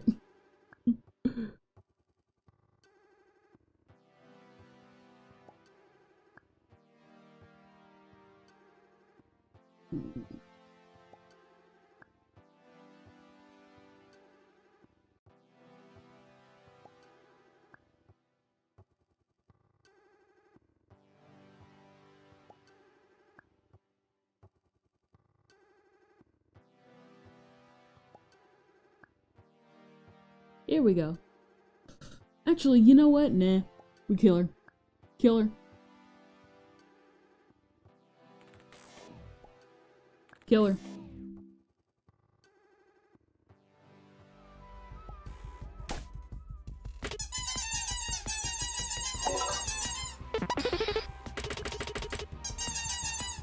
What is it?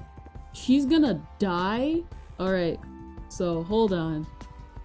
We're gonna switch over to desktop. We're gonna make her die again. And, yeah. Yeah, we're gonna have to kill her. We're gonna have to kill her. Sorry, guys. Death be opera.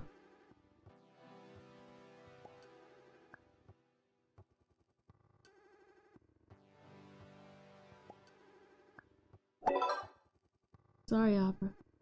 But you must go.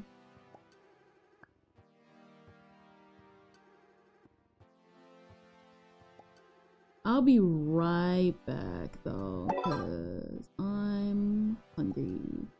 Just like Opera here. She's hungry too. Unfortunately, you must die.